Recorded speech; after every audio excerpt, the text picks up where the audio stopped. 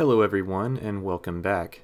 All across Tamriel are various races of men and mer, toiling about, ensuring their livelihoods. Some are farmers, some are warriors, and some follow intellectual pursuits. But something they all share is that same sky, as well as the recycled atmosphere that flows in the gale of time. It leads many to question the genesis of these wonders. Giant mushroom trees seem to gain more hydration than that which exists in the air. Master and Secunda seem to cross awfully close to one another at times, yet, by all we understand of gravity, this should be disastrous. And of course, each small gift of life is imbued with some sort of magical alchemical potential, some of which seems completely unrelated to its evolutionary pressures. Inevitably, different groups will produce different answers as to how these phenomena came about. Oftentimes it's suggested to be the work of some deity, some patron greater than you or I that has bestowed upon us this mystical existence. It is precisely these differences in opinion that I would like to explore. For all I know of the Aedra and Daedra, I should admit that I am less acquainted with the Imperial Divines, for example. The same follows for the Hist, of which I know only passing rumors in the Isles. And so I begin my quest today, through land, time, and the pages of 140 books, to piece together the stories surrounding the pantheons of the Elder Scrolls. Let us begin our adventure. Just because we're adventuring doesn't mean we can't do so in style, and if Miley Hastian's clothes won't cut it, look no further than this video's sponsor, Project Orochi. Project Orochi is a New York-based clothing brand centered around making cool video game-themed designs without being over the top like mass-produced apparel. Their subtle style is evident within designs such as those made for their new Skyrim-inspired collection. Here we have a rendition of the skill tree constellation, simple enough to be visually appealing to many, but niche enough that only those familiar with the game will recognize it. There's also a mural reminiscent of the Dragon Priests, a landscape view of the Throat of the World, a beautiful nightingale design, and finally, my favorite, the Homunculi, based upon the Dwemer you all know I'm fond of. All of these carry designs just specific enough to highlight the interest while also being fashionable. They're also 80% cotton or higher in most cases, a quality I look out for when buying new clothes. Project Orochi offers free shipping in the US, and we're kind enough to offer a 10% discount for my viewers. Just enter code Onyx at checkout for 10% off your entire order. Link in the description. Thank you so much to Project Orochi for sponsoring this video. Now, let's get back to the adventure.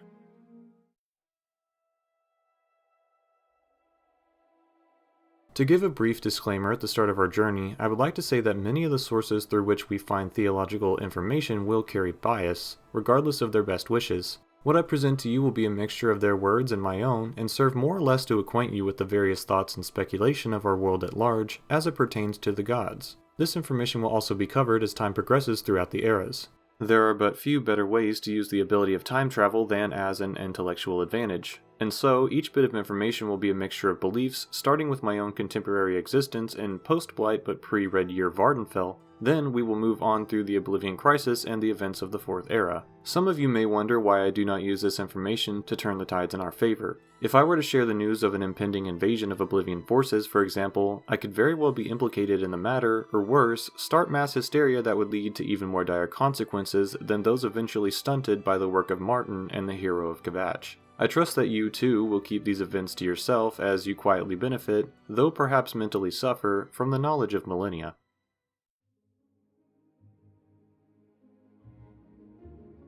To start researching these topics, my first thought was to go to the nearest temple, or even to visit the Imperial Cult headquarters in Ebonheart. For reasons I hope are understandable, I believed word of mouth would contain much bias, so I decided to gather written knowledge first, knowing that I would at least have time to think for myself and separate the salt rice from the chaff. I began by visiting the temple library. The books included here were, of course, devoted to the faith. There were many exclusions as well due to that very fact, and despite the visually comfortable atmosphere, I certainly felt watched by the ordinators on duty. Admittedly, I was a stranger to this library. Ordinators can tell when a visitor is not of their own theological ilk, and so I began to feel uncomfortable. Leaving here, I stopped in Jabosh's rare books of the Foreign Quarter, which did provide a few useful texts. Still, I felt under the nose of guards wherever I went. As they heard me speak, they could tell my blessings of the three carried hesitation and emptiness. So I traveled to bookstores throughout the other cities, eventually visiting that of Dorisa Darvel, from whom I have purchased many dusty tomes over time. She usually traffics in common lore, guides to the province, and so on, but occasionally she puts a rare find under the counter for me.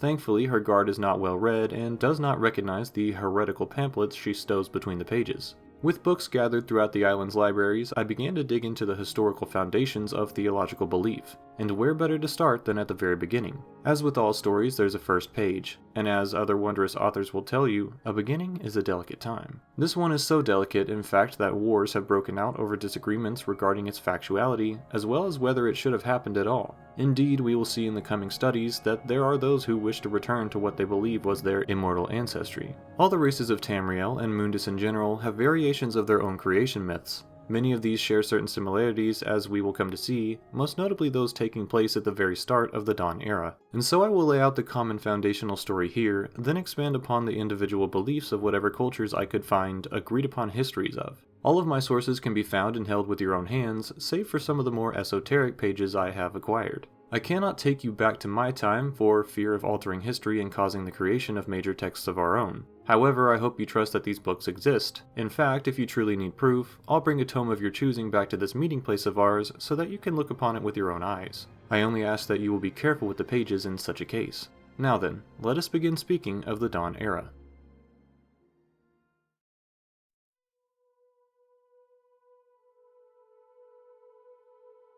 Before there was life, there was nothing. As our minds have much trouble conceiving of such a concept, we often view it as empty space. There were no stars, no galaxies, no anything. It was, and is rightfully called within most texts, the Void. Into the Void at some indeterminate time came two forces. One was called Anu, and the other Padme. Most stories regard these two as masculine figures, often as brothers. Anu encompasses the ideas of stasis and order, a heroic undertaking considering all of the pieces to arrange and manipulate, all of the information to compile, and the vastness of existence. Much the opposite of Anu, Padme was the force of chaos. These two kept a balance between themselves, two sides of the same coin. Eventually, a new form appeared in the Void alongside the brothers. Typically referred to in feminine terms, the form of Nier was now in play. Anu took a liking to Nier, and the two of them begat creation as we know it. Objects and places began to exist, including planets to place them on and within. Anu, with Nier, was able to create stable planetary systems, something Padme would not be able to do even if he found a partner. Try as he might, Padme confessed his interest to Nier, who was already partnered to Anu. Padme became angry, feeling as though he was now in the background, both lesser than and jealous of his once equal brother. In anger, Padme attacked Nier. He harmed her so severely that, after she created 12 worlds, she passed away. Anu, understandably furious, took his brother Padme and threw him outside of time. Then, floating alone in the cosmos, Anu grieved for his dear lost Nier. He withdrew into the sun, part of their creation together. There he slept until Padme somehow returned.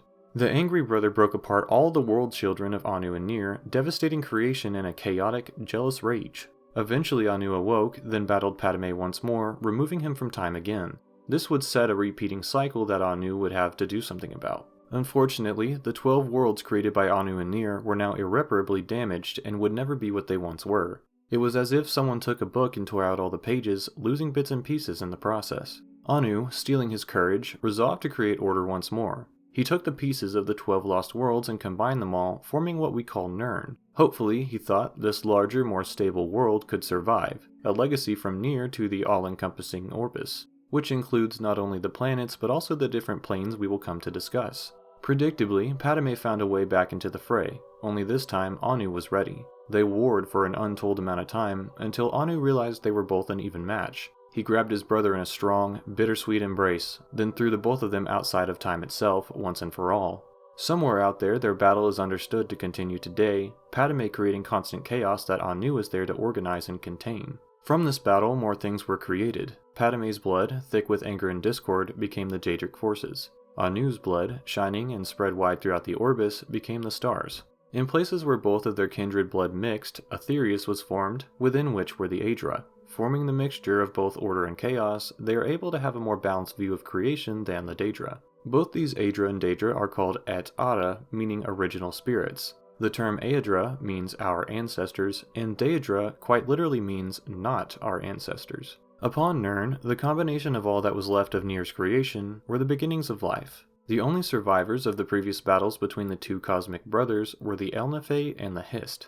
The Elnaphe, or Earthbones, are considered to be the progenitors of Min and Myr. The Hist are more mysterious, and are trees found in what is now known as Black Marsh. During the merge of planets, the Elnaphe were separated into two groups. One group stayed upon a piece of the world that landed safely within Nirn's crust. The other group is actually comprised of mini-groups which were scattered across fragments of the foundational planetary bodies. When these scattered groups formed into one, they soon discovered their cousin group thriving in their own lands. This group had technology and cities, whereas the other group of Elnathe was made up of roaming nomads. Expecting to be welcomed into the fold, the nomadic Elnathe entered the other group's domain with their guard down. The established group attacked them and routed them from the city, spawning a war between what I will call the nomads and the established. The nomads, although behind in technological advances, were much higher in number. Using this to their advantage, they succeeded over their kin and moved into their lands. The battles between them were arduous and world-changing, quite literally. The war between the nomads and the established was so vicious that new oceans were created from the tumult, limiting the very lands that were the sought-after prize. The lands that survived became known as Akavir, Atmora, Tamriel, and Yokuda. The remaining Elnathe traveled all across these lands, creating their own settlements. Over time, the Tamrielic Elnathe were said to have become the elven races, including the Dwemer, Chimer, Bosmer, and Altmer. Then, of course, the Chimer later became the Dunmer. Those on Atmora became various races of men, on Yokuda became the Redguards, and on Akavir became the Saci. The human races believed they were created by the gods, whereas the elves believed themselves to have descended from them. Anu and Padme are also called by different names, a trend we will see that extends to the rest of the Errata. Some other names for Anu and Padme include Anuiel and Sithis, Ak and El, Satak and Akel, usually combined as Satakal, and more. Regardless of the different names, they always fill similar roles, those of order and chaos. At this point, the story varies widely, depending on the race or culture one would speak to. It is here that I will begin describing the separate myths, now that we have a common core to work from. Each one claims different events to have taken place, so there are points where they do not align. As such, it may sound as though I am contradicting myself between stories. Keep in mind that I'm reading the belief systems literally, as though they are fact, and we will discuss their common themes after I run through this section of the study. We will begin by covering my findings while reading the Monomyth, a common book throughout Tamriel that discusses the common creation myths of various peoples.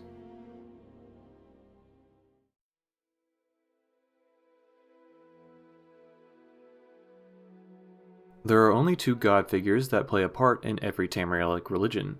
These are Akatosh and Lorkhan.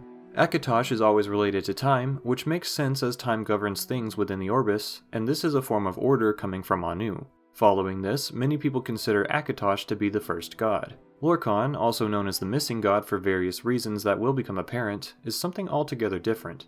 He's considered by many to be part of the Aedra and is always present in each creation story. Sometimes he plays the trickster, and sometimes he is heralded as the creator of men. After Akatosh formed, it is said that Mephala, Arkay, Y'ffre, Magnus, and Ruptka were to follow. All of these we will discuss in further detail later. When Lorkhan was removed from, or otherwise left, Mundus, the humans and elves saw the event differently. The humans were glad to have been created, and were thankful that he existed at all. The elves were angry, and felt that Lorkhan had robbed them of their ancestral divinity. Next, we have the myth of the Orbis, an apparent attempt by Artaeum apologists to explain Aldmeri religion to the Empire. The Imperials saw Lorkhan, known to them as Shezarr, or the God of Man, as a missing sibling to the Nine Divines, also known as the Aedra, or the Aedra and One. This is in direct contest with how the elves view him, and so there were attempts on compromise of the myths. The Orbis, which describes the space including Moonness, Aetherius, and Oblivion, is the central focus of this specific story. Some, including some elven races, see Lorkhan as a trickster and say he tricked the Errata into making the mortal realm within the Orbis, in which some of them were trapped and later descended into the elven races. The magical beings of the Orbis, unnamed thus far, were said to have created the different races. They then died and became the Errata. Lorkhan is usually punished for tricking or otherwise convincing the gods into making the mortal plane, something they apparently look upon with regret after the fact. Once Lorkhan does this in each myth, he's typically removed from his divine center, separating his body sometimes literally. The following stories include the histories of the Yokudans, Cyrodiilic societies, and Altmeri people. Beginning with the Yokudans, we have a story called Satakal the Worldskin. At the beginning, there was a giant snake called Satak, which means the snake who came before. Along its vast scales, all the worlds were placed. As you can imagine, the snake was incredibly large to make this possible. It was so large, in fact, that it took up all the space there was in existence. To condense itself as it grew, it began to coil around its body. This brought all the worlds together, sliding one against another until there was no room for anything to exist or live between the colliding scales. The worlds themselves called out for aid, but there was nothing outside of the serpent to respond. Thus, something from within was required, and this was the stomach of the snake, also called Akel, or the hungry stomach. The stomach made itself more painful, that way Satakal would notice it. Satakal, hungry but without prey as nothing else existed, began to turn upon himself and eat his own tail. As he removed parts of himself, there became less claustrophobia about the worlds and things came to exist within them. These things that existed had no experience in existing thus far, and so were said to be bad at it. They either failed in their goal to continue existing, gave up completely, or were swallowed as Satakal reached that part of its meal. Satakal, following Akel, the hunger, eventually reached its own heart, and Ouroboros becoming its own end. The hunger refused to be satisfied though, and Satakal shed its skin to restart the process. This began a pattern, and the Great Serpent and its hunger were eventually called as one by the name Satakal. Once this pattern emerged, the survivors of each shed began to recognize themselves and techniques of continued existence. The first of these was called Ruptka, and another was called Tuwaka. As Satakal continued to eat itself and shed its skin, Ruptka and the others learned to continue moving between each reset, apparently by moving at strange angles. They called this method the walkabout, a way of moving between the worldskins as they progressed endlessly. At a certain point, Ruptka became so large that he gained the ability to reach the skies. He placed stars there so that other living beings could find their way through the walkabout with less difficulty.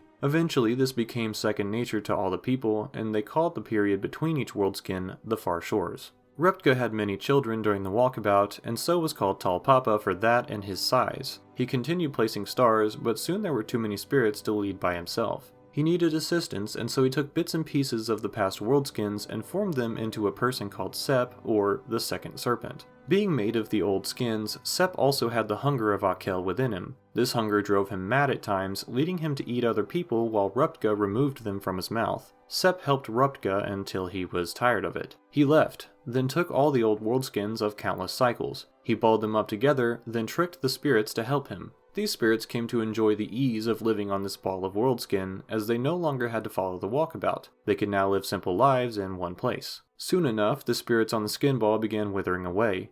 They were too far from the real world of energy called Satakal. As the cycle had repeated many times in the span it took for them to learn, they were now too far from the Far Shores and could not reach it through the walkabout. They pleaded for Ruptka to save them, but he wouldn't. He told them to find new ways to reach the Far Shores. If they could not do that, they would have to live on in their children, something they never had to do before. Ruptka was less angry at them than he was at Sep for tricking them, and I assume he was also mad at himself for creating the person that led to this problem, as he ironically created Sep the same way Sep had created the skin ball. Ruptka took a big stick, one that some say refers to the adamantine tower, and smashed the second serpent. The hunger, also referred to by some as the heart of Lorkhan, fell right out of Sep's mouth as he perished. Now Sep could only exist within the dead worldskins, or the places in between where he kept trying to eat the stars out of vicious hunger, a fate that he, unfortunately, was doomed to meet after being created by Ruptka. And so ends the story of Satakal, a myth that describes the cycle of time, otherwise known as the Order of Kalpas. Still today, it is common to hear Red Guards of Yokudan descent refer to Tall Papa in their prayers. Looking at parallels, Satakal is the same entity as Anu, and Akel the same as Padme. Further, Sep himself, who was created by Ruptka in the story, is often thought to be Lorkhan, as he follows the trend of tricking spirits into creating Mundus, or at least Nirn, the skin ball. The idea of a giant serpent releasing its dead skin to eventually become Nirn is quite telling of Yokudan views. It suggests that Nirn is made up of waste, refuse, and so on. It also makes sense then that many of Yokudan ancestry view Nirn as temporary, old, and harboring many upset spirits. Their afterlife of the Far Shores is less of a place and more of a never-ending journey that the faithful wish to join upon death. This also fits with the warrior attitude and the ever-shifting sands that call the Alakir Desert home. Next, we will look at a more common creation story, and one with even more parallels to the basic Dawn-era mythos we have come to accept as fact among all the cultures.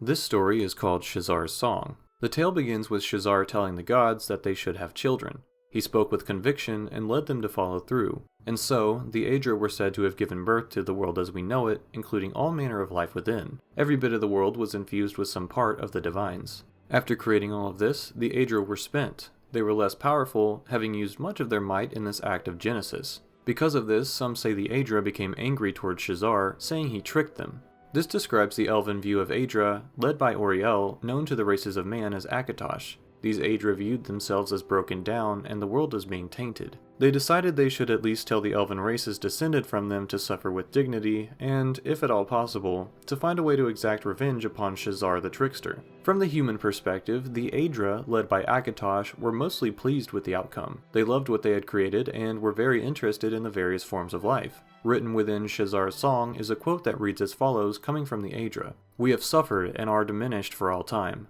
But the mortal world we have made is glorious, filling our hearts and spirits with hope." They then went on to teach mortals how to care for one another, how to be compassionate and understanding. As a result, the gods were viewed as holding these morals as well. The human and so-called beast folk were able to enjoy great depths of emotion due to the carefulness in their creation. This contrasts with the anger held by the elven races that some say stem from this very dichotomy in Aedra worship. After the Aedra created the mortal realm, the Daedra laughed at them. They thought it would be insane to sacrifice any part of themselves to create something else, and thus they simply manipulated themselves into forming the Daedric realms of oblivion. Within these realms were the lesser Daedra, beings such as Scamps, Clanfear, and so on, and for each Daedric prince there was a specific realm of their own. Although initially content with their decision, the Daedra soon became jealous of just how much potential the mortals contained, how interesting they were, and how they could create things of the earth in surprising ways. The lesser Daedra could only roam and do the bidding of their masters. The Daedra, in general, could not create anything, but only manipulate that which already exists. This extends to the amount of living Daedra within the realms as well, as when one dies in the mortal plane, its core is simply sent back to oblivion. This ever-recycling system leads to monotonous infinitude for the Daedric princes, and so they began to get angry with Mundus, as well as Shezarr for coming up with the idea. Finding their way into the mortal realm at specific points in time, the Daedra try, and often succeed, to corrupt mortals with much potential into doing their bidding, often with the promise of some reward in exchange. In fact, they are most pleased when they corrupt one of the Aedra's champions, an affront to those gods and Shezarr, who clearly represents Lorkhan within this story. This specific tale lines up well with the previous myths of creation, and also adds a specific layer to describe the differences between how men and Mer view the Aedra. Again, the elves believe themselves to be true descendants of them, while the races of man believe they were just created by them. It is this last bit that leads me to believe this specific story was created by the races of man, trying to piece together why and how their previous oppressors see the world the way they do. It also makes sense that this would be the case because it is noted in the Monomyth as a Cyrodiilic story, which otherwise could have meant that these were the beliefs of the Heartland High Elves, or Ayleids, which had a much different focus centering on the Daedra. Moving on to the final story within the Monomyth, we have the Altmeri tale called The Heart of the World. Like with the other stories, everything begins with Anu floating in the void. It is said that to better understand himself, Anu created his own soul, which he called Anuiel. This soul, much like those of mortals, was capable of pondering its own existence. This became a challenge, as Anuiel could not decipher his different forms, and so his views of himself lacked balance. Thus, Sithis came along, and represented Anuiel's limitations. It's difficult to say here whether Anu was the single greater being and he created Sithis, or if Sithis simply came to be alongside him as in other stories. Regardless, Sithis gave balance to Anuiel's visions of himself. His forms became the Orbis, which most cultures believed to contain Nirn, Aetherius, and Oblivion. As the Orbis began as a chaotic thing, those other creations of Anu existing within it requested that they be given some specific form or procedure. This is very consistent with Anu's representation in other creation myths as a form of order. Following this vein, he decided he would create someone called Auriel. Auriel was the soul of Anuiel, thus the soul of the soul.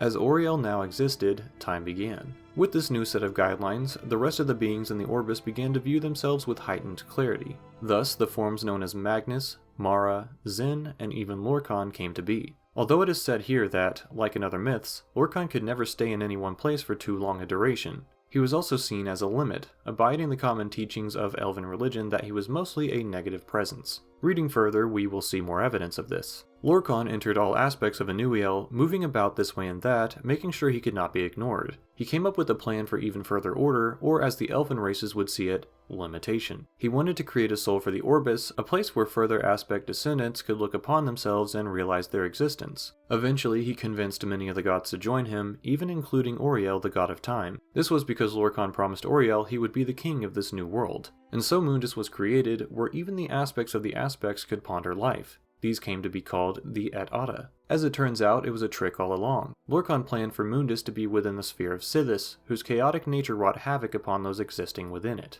Many aspects of the Et-Ada began to perish, and so the remaining Et-Ada escaped. Notably, Magnus escaped, which is why there are no limitations on magical ability. Other Et-Ada, such as Y'ffre, formed themselves into the Elnifey or Earthbones. Over time, the Elnifey mated with one another so that pieces of them may survive, until all aspects of their divinity were washed away. So the Aldmer came to be. It is then said that Lorkhan took all the lesser souls and made armies from them, which became the races of man. They were said to have brought chaos, by name of Sithis, all across the known realms. Auriel asked Anu to take them back, to erase what had transpired, but he could not. Instead, Anu granted Auriel 2 artifacts, the bow and the shield. With these, Auriel was supposed to defend his people from the races of humanity. As the Altmer would say, the other elven races had fallen into further disgrace than they. The Chimer, who they say listened to the tainted Et-Ada, otherwise known as the Daedra, eventually became the Dunmer. Others were said to have cavorted with the races of man, apparently bringing about the Bosmer. Auriel was incapable of saving Atmora, known to the elves as Altmora, and it became the land of mannish races. Auriel and the other remaining aspects tried to find Old Elnifey, also known as Aldmeris, which is the mythical home of the Altmer ancestors. They failed to find it, however, and settled in what is now known as the Somerset Isles. Apparently Lorkhan had shattered the lands of Old Elnifey into many pieces. This was the final straw. Trinimac, Auriel's greatest warrior, bested Lorkhan in battle, then, with his bare hands, plucked Lorkhan's heart right out of his body. The races of man were able to recover Lorkhan's body and swore vengeance upon the elven races for what had transpired. As Trinimac and Auriel attempted to destroy the heart of Lorkhan, it simply laughed at them. As they realized they could not kill him, they thought best to hide him for eternity. They connected the heart to a large, thick arrow and loosed it across the sea, where it would hopefully never be found. This story carries a lot of anger within its foundations and sets up an immediate precedent for war between the races. This also highlights the common nature of the royal Altmer houses, those which do truly believe themselves to be directly descended from the Aedra, and of course, Anu himself. They believe they can eventually find a way to transcend Nirn, which is never directly referred to in the story at all, to reach the remnants of Old Elnifey. As many races have some form of afterlife they aspire for, I view this as yet another similarity between all the different worldviews. There are many elements of the Monomyth that run throughout each story, including the existence of Lorkhan and Akatosh, the brothers at the start of creation, and more. Overall, the Monomyth was a great starting place to outline some of the more common creation stories, though, according to who you ask, some of these may not be myths at all. Beyond the Monomyth, we can look to less common texts within Vvardenfell. One of the more interesting of these is called The Words of Clan Mother Anisi to Her Favored Daughter. Told, as the title says, to the daughter of a clan mother, the following story explains one of the most interesting creation myths I found in my studies. In the beginning, there were 2 littermates known as Anur and Fatime. Anur was masculine and Fatime feminine. It is unclear if they are meant as littermates in the literal sense, or if this word choice is simply used to explain that they both came to be at the same time. I'm opting to believe the latter, as what comes next would be a bit shocking otherwise. However, each and every culture is different, and that is what makes Nirn an interesting place to live in. Anyway, moving on. Anur and Fatime formed a relationship and eventually had children, with Fatime giving birth to 5 kittens. These were as follows. The first was Alkosh, the first cat. He was given the gift of time, which makes sense as he was the first child to arrive. The next was Kynareth, known also as the Winds of the Desert of Elsewhere, who was given the sky as her domain. Magris was called the Cat's Eye and was given the sun to light up the world. Mara was called the Mother Cat and is thought to look over the rest of her siblings and creation. Stendarr was affectionately called the Runt. He was given mercy, as that is the only way a runt of the litter can survive. As a result, he became the embodiment of that virtue. As Anur and Fatime watched their children grow and flourish, Fatime decided she wanted more. Although weary, Anur accepted, and the 2 conceived of 6 more children, known as the following. Ermora, called the Tides, was born with a never-ending curiosity, spawned by the question of whether the moons predict the tides or vice versa. In other works, I have also heard that the very form a Khajiit is born in depends on the arrangement of Massor and Secunda. This makes a lot of sense then, as the moons would be quite important in Khajiiti culture. The next child was called Hirsine, the Hungry Cat. This was because nothing hunts better than a cat with an empty stomach. Meruns was called Jakajit for what is more destructive than a kitten. Mafala would be known as a clan mother, for who better to hold secrets than a clan mother herself. Sanguine was called the Blood Cat as the urges of the blood are hard to resist. And finally, we have Shegarath, called the Skooma Cat, named for the moon sugar-based alcoholic drug we've discussed on other occasions. He was called such because there is no crazier cat than one on skooma. After this litter of children, Ynur told Fatime he was done. He was worried that, in giving away so much of their time and happiness to the new children, that they would not have any left for each other. Fatime considered this, but was then pawed at by Kynareth, who told her that she was lonely being solitary in the sky, for she had no one to play with there. Against Ynur's wishes, Fatime somehow tricked him into making her pregnant once more. She then gave birth to 4 more children. The moons and emotions came to be, followed by Nirni, the majestic sands and forests of the world. Then came Azura, the dusk and the dawn, who would bring much needed change to Kynareth's life. Ynur, in an angry rage at his partner's betrayal, struck her gravely. She limped off into the darkness, then lay there for a while before being surprised at one more kitten. This cat was known as Lorkhaj. He, being born in this dark, desolate location, harbored much darkness himself, so much so that Namira was formed from it. Fatime, very weak, wanted life to always continue, so she spoke with her daughter Nirni, telling her how to create people as Fatime had done herself. Nirni and Azura had a small rivalry, and Azura felt forgotten by Fatime, at least until she was told 3 big secrets by her mother. First, Azura was told how to mystically change one of Nirni's kittens while it was in the womb. She was told to make it the fastest, most clever, and most beautiful creature she could conceive of, and to call it Khajiit. Second, she was told to make them the best climbers, so they could help Kynareth right the moons in times of strife, as well as to make them the best deceivers, so they could hide their true nature from Kynareth's other children. Third, Fatime asked Azura to make them the best survivors, as once Nirni learned of them, she would be very jealous of their form, and would make the deserts harsh and difficult to live within. She would also send her other children to war with them because of this envy. After all the secrets were spoken, Fatime, with the final muse of a kitten, fell asleep for good. Lorkhaj, the unexpected child, made Mundus so that Nirni's children had a place to live in and frolic. He also tricked Nirni's siblings into visiting the realm. As they were now stuck, they chose different paths of moving forward. Some entered the sky to become stars, or stayed on the surface to guide Nirni's children. Others swore to punish Lorkhan for tricking them into staying around, and this culminated in an event that got back at both him and Nirni. The angry siblings took Lorkhan and ripped out his heart, then were said to have hidden it deep within Nirni somehow. As Nirni finally planned to give birth to life in the realm as we know it, Azura came and offered to assist. She said she would help give them shape, as the beings were amorphous, continually changing between man and beast form. Nirni did not know Azura planned to make the Khajiit as requested by her mother, but was told by Y'ffre as he snitched on his sibling. It was too late, however, and the Khajiit were born. As retribution for the manipulation, Nirni did make the deserts incredibly hot, the sand very gritty and rough, and the jungles filled with poisonous plants and animals, just as Fatime had foretold. As a thanks to Y'ffre for the information, Nirni allowed him to choose the shape of those living beings in the forest. It was he who decided and formed what we now know as the Bosmer, or the Wood Elves. Y'ffre tried to tell an enraged Ynur and a loudmouthed Lorkhaj of the Khajiit's creation. Azura would not have them be harmed by these two, and decided to protect this duty given to her by her mother. As such, she reached her paws around the ears of both her father and her brother each time Y'ffre would try to tell one of them. And so it was that the Khajiit were created, and Azura became their protector. Lorkhaj, clearly Lorkhan in the story, fills his common role as a trickster and general annoyance. It's noteworthy here that Ynur, analogy to Anu, is much more vicious here than his other iterations. He does similarly attack Padme, but this time in the form of assault toward his partner, not the major brotherly quarrel brought on by Padme's jealousy of Anu's creation with Nier. This also serves to explain why the Khajiit are not concerned with chaos and in fact seem to embrace it. Of course, their lives are ordered by the moons, but if someone tried to convince me that Fatime did not have a hand in creating moon sugar, they would be hard-pressed for explanation. As we near the end of my foray into creation myths, we should look to something a little less familiar.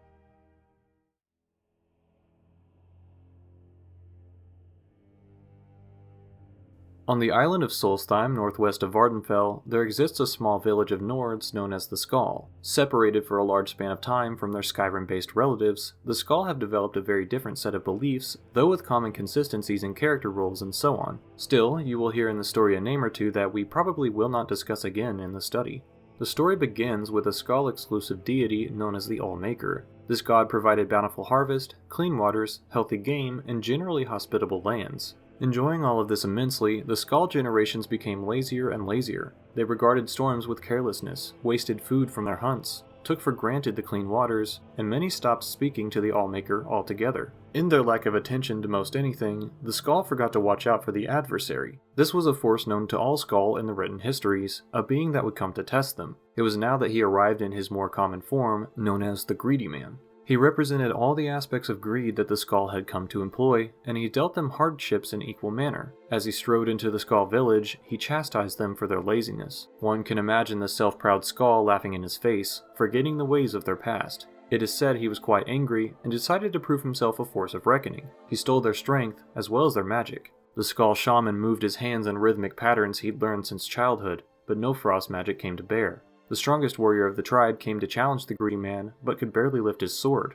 The greedy man looked upon them, no smile on his face. It was then that he made clear the consequences of their actions. In one fell swoop, he stole their water, their wind, the trees, and even the warmth of the sun. Suddenly they existed in darkness, with no materials or shelter other than their meager homes. There was little water to drink as the frozen ponds dried up, and the seawater was too salty. The crops could not live without the sun, and so they began to wilt. The greedy man told them they would need to prove themselves to reclaim the gifts of the All-Maker. The Skull people of this current generation, lazy enough to cause this problem, were also lazy enough to resign themselves to it. They sat in their desperation, wallowing in the turmoil, until eventually a young boy by the name of Eovar stood up in the center of the village. He offered to try and reclaim the gifts. The others laughed at him and consigned themselves to their doom. Eovar, knowing he was of little value to the tribe, decided on a different strategy to get their approval to leave the village. He spoke of his lack of wisdom, saying he could not help lead the group. He pointed at his lack of training, explaining his sword arm was barely aloft.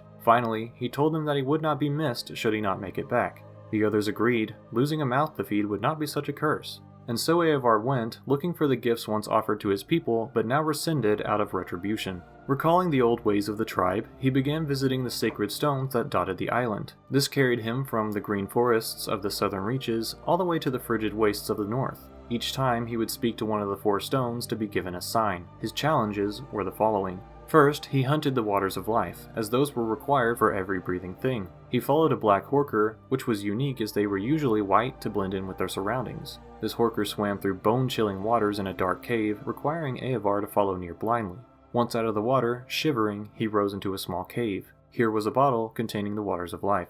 Eovar brought this back to the waterstone on the surface, then rested for a moment before moving on to the next challenge. Through his efforts on bracing the natural dangers of water and cold, his people would again be able to drink. Eovar's spirit was lifted. He began the journey to the Earthstone, and once there, was told of the Cave of Hidden Music. When he made it to the cave, he heard strange musical sounds coming from the ceiling. The stalactites themselves were playing a song.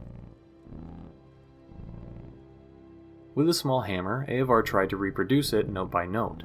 As he did, the ground shook, and he felt the urge to return to the Earthstone. Because he focused to the sounds of the earth, Eovar was deemed further worthy in the eyes of the All-Maker. His people were allowed to regain their strength. The next stone was that of the beast. There, Eovar was told by the All-Maker to end the suffering of a wounded animal. Given a direction and ambition, the boy went on his way. He eventually came upon a bear, wounded and whimpering. Buried in its hide was a Falmer arrow, coming from the snow elves with which the Skull had a bitter relationship. This part of the story is the first to include mention of the snow elves at all, and immediately paints them in a negative light. As the story is told to every child in the Skull village, I'm sure it has a hand in placing them against the other race before they even have a chance to choose for themselves. Beyond that note, we should look back to Eovar and the bear. Eovar, hearing the whimper of the bear, decided this must be the beast in question. He had a small amount of magic left after the original incident, and had very little understanding on how to use it. Exhausting himself, he finally managed to remove the arrow and close shut the wound. This took the last of his strength and magic, and he blacked out beside the bear.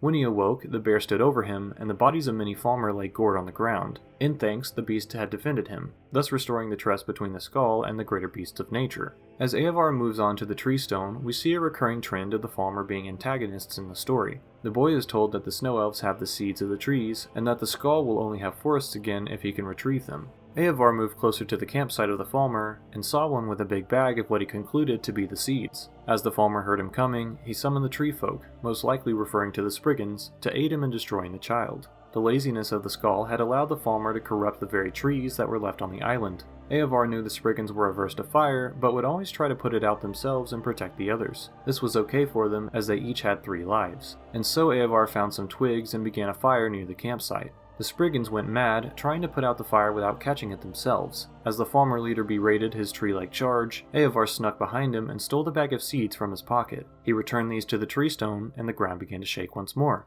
The great trees of the island returned at once, growing up and out of the earth. However, for them to remain alive, there needed to be a sun. Eovar was pointed by the Sunstone to a dark cave in which many undead roamed. By either avoidance or deflection, he somehow managed to make it to the deepest areas of the tomb. Behind a wall of ice was a beam of light so bright he had to squint to keep his vision. He used his meager hammer to crack the wall, and the light poured all around him. It erased the undead from existence, putting them to rest and transporting him back to the surface. The world was lit once more, but there was still a problem. There were no winds to guide the currents, to carry the rains, and so on. To rectify this, he did the only thing he could think to do. He searched all across the island for the greedy man, and finally found him in a crooked house made of timber. The greedy man protested this, but Eovar entered the home of his own accord, proclaiming himself the least of his people. "I am not a warrior, shaman, or elder. If I do not return, I will not be missed. But I have returned the oceans and the earth, the trees, the beasts, and the sun, and I will return the winds to my people, that we may feel the spirit of the All-Maker in our souls again." He stepped toward the greedy man and yanked a bag out of his hands. Tearing it apart, Eovar released a rush of wind that pulled the greedy man all the way into the sky, veering away from the island. Eovar held fast, keeping himself on the ground as best he could. He breathed the air of the All-Maker and spoke to him one last time. The god was pleased and told Eovar to continue living of his nature. And thus, the people of the Skull village never again dealt with the greedy man, the adversary, the consequence of complacency.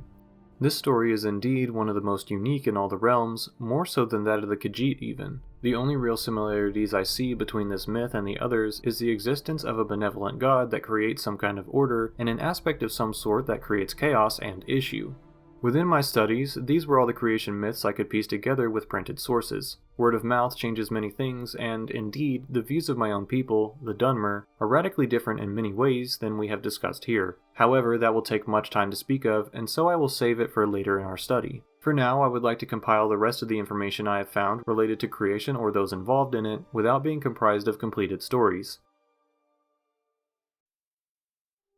There's a book called Sithis by an anonymous author that lists the same general outline we've seen in the creation myths, but it talks about Padme specifically. There's a sizable subset of people who call him Sithis instead, and so it's worth committing this to memory. Off the top of my head, I know I've heard many Khajiit and Argonians referring to him as such. The book mentions a few more details that round out his character. First and foremost, he was content with nothingness. This immediately put him at odds with the concept of Anu and order. Also, this story seems to equate Sithis with Padme as well as the Void, meaning he is and was nothing, but still embodies the chaos associated with the Celestial Brother.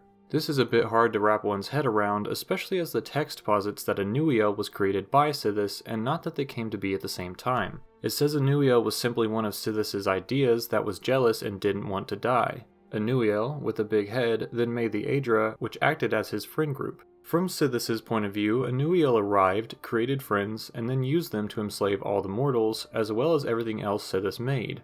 This paints the Aedra in a very negative light, and the text quite literally says they are false gods, as well as an illusion.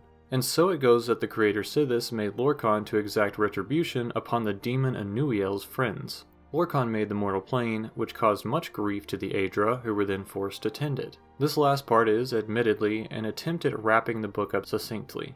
It ends with a few interesting things. Number 1, it says that Lorkhan, having created many ideas and a dominion of his own with everlasting imperfections, seemed to the others like an Aedra. This is what I'm connecting to the creation of Mundus. It says that Lorkhan presented himself as a friend to the Aedra, then is followed by a command, "Go unto the Sharmat Dagoth as a friend."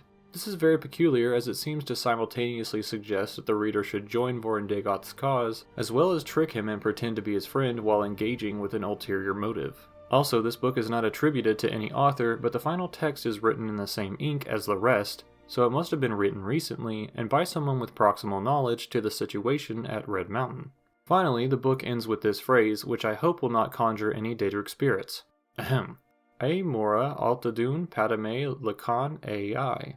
With just a cursory glance, we can quickly recognize the names Irma Mora, also known as Armaeus Mora, as well as Padme, and what seems a truncation of the name Lorkhan. Altadun translates from Elnafe to mean weapon in Tamrielic, or also power.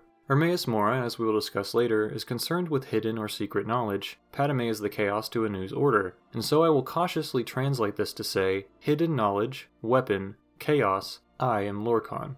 This pulls on many assumptions, especially since linguistics are not my strong suit. This also doesn't make much sense, as Lorkhan does not have hands with which to write the story. Either way, it's a very strange anomaly of a text, and one that seems filled with anger toward the Aedra. Speaking further of Lorkhan, we can look to a book called Spirit of Nirn, God of Mortals. In essence, it corroborates the most common through threads within the creation myths. Lorkhan is said to be the spirit of Nirn and god of its mortal inhabitants. The elven cultures are said to hate him, as he tore them from their ancient divinity.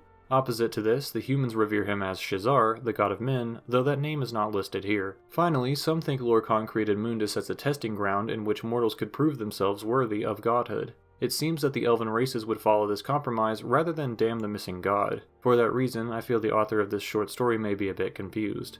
Faldrune, the author of this next book, is at least clearer about the claims of those about which he writes. In his book, The Lunar Lorkhan, Drune discusses a theory that, on its face sounds coincidental, very much a reach. When looking deeper, it could be that this theory holds some weight, at least as far as being something a small subset of people believe. This theory is specifically about Masser and Secunda, the moons visible to all on a clear night in Tamriel. It also includes Lorkhan, about which everyone has a story, usually relating to how he created the mortal plane or was stricken from it.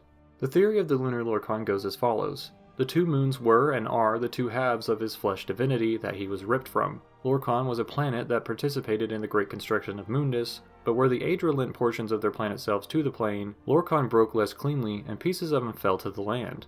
These meteors manifested as selfishness, and it was believed this is how the quality came to mortals on Nirn. This seems a random thing within the theory, as there are no other mentions of virtue or traits bestowed upon the life of the planet. Masser and Secunda are said to be personifications of this dichotomy, called within the text the cloven duality, of ideas such as anima and animus, good and evil, being and nothingness. His presence in the sky is a never-ending reminder to the mortals of his sacrifice and/or omnipotence. Followers of this theory say the other heart stories are mythical degradations of the true lunar tale, but this can be said by and between all the different cultures of Tamriel and Nirn at large. Each wants to believe their story is factual. I find it interesting that this theory tries so valiantly to say that it's the truth, when the Khajiit, notably the most interested in the moons within their pantheon, never mention much about it. In fact, the moons were said to have been Fatime's children, and Lorkhaj, although one of her children, was mentioned as a completely separate entity, the last to be born in its own litter. Regardless, the story ends with his presence in the sky, and so the two moons are believed to be pieces of Lorkhan representing the duality of all things.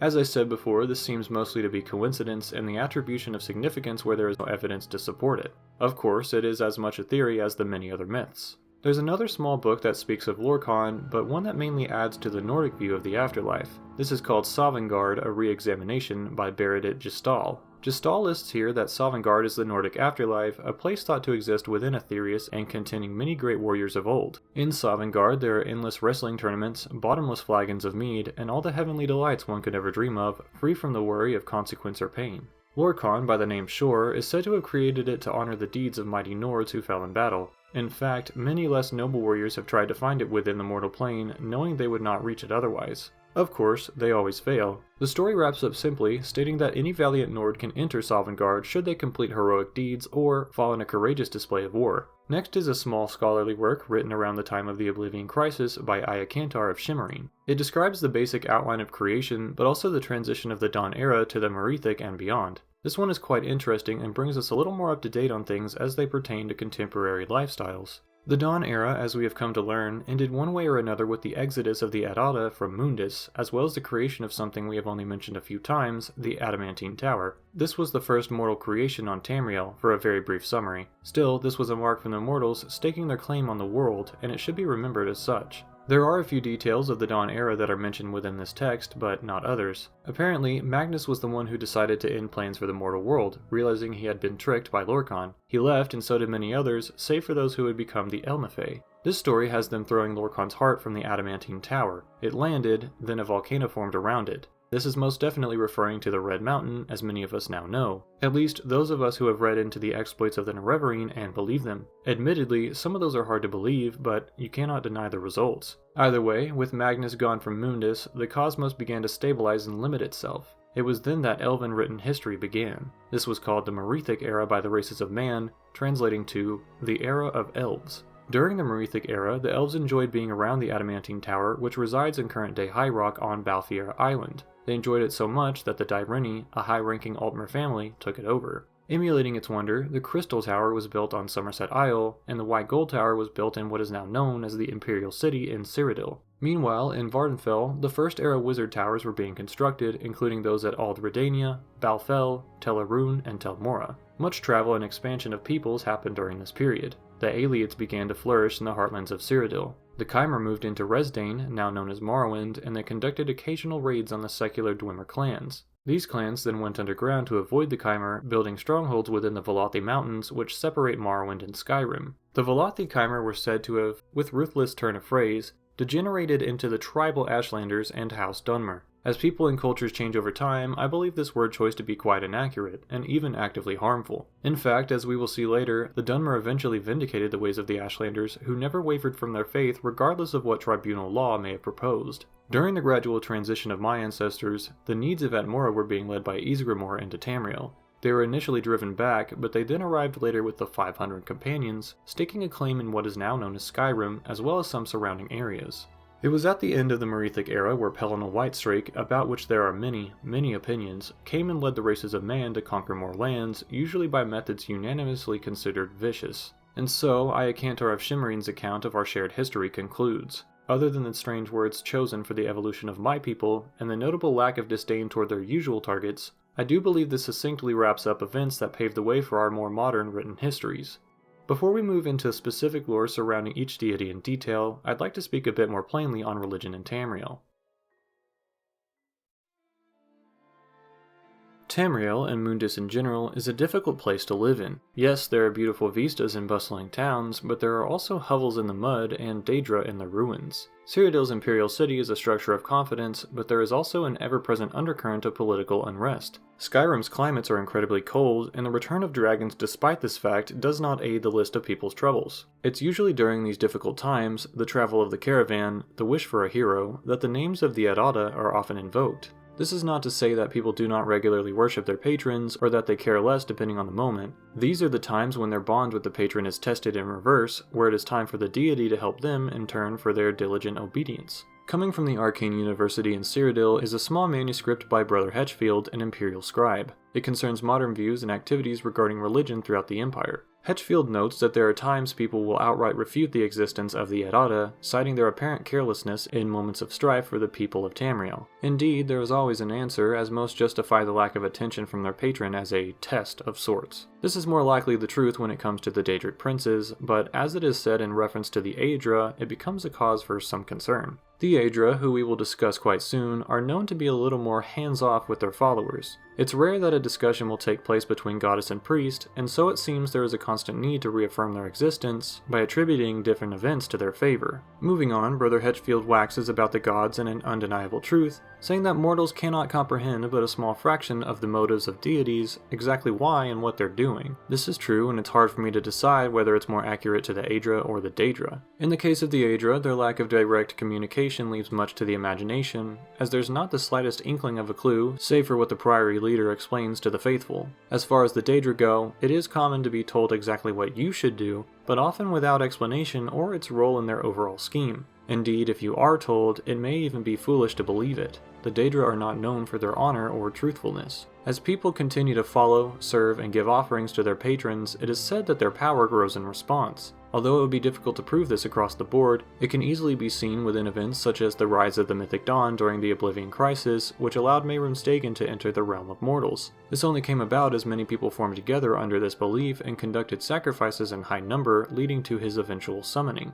As far as the Aedra go, it seems they never quite regain their voices, despite the high amount of followers all across the Empire. Then again, the Aedra do not ask for offerings, or much in general, save for the common courtesy and grace among their worshippers, as is dictated, again, by their mortal mouths in the chapel. Looking less to the divine and more to aspiration of such, there are some that say spirits bound to the mortal plane, like those within you and I, are capable of achieving godlike status through incredible accomplishments. This would describe something such as the apotheosis of Hialti into Talos, the Ninth Divine. It has often been the goal of a Daedric pawn, and less so the goal of those following the Aedra. Of course, others say there are no gods at all, just lesser and greater spirits which roam the realms. though judging by the effects of certain Daedra, or even the magical abilities granted by the shrines of the divines, there would have to be quite a large gap between the lesser and greater spirits indeed. Noted by Brother Hetchfield, it's hard to prove any of these theories as the singular truth. Honestly, it could be that there is a large overlap between each of these subsets of thought. We can only live through experience and read those of others with kind yet scrutinous eyes. Much of Hetchfield's ideas describe what is believed by Stendarr, the lore master of the Psijic Order. I shall refrain from discussing my current status of affiliation with the Order, as things are admittedly a bit messy at the moment. They were somewhat unhappy with the fact that Dvaithfir, in return for some favors, offered me the ability to travel across linear time. It is unfortunate in some respects, but we're getting much off topic.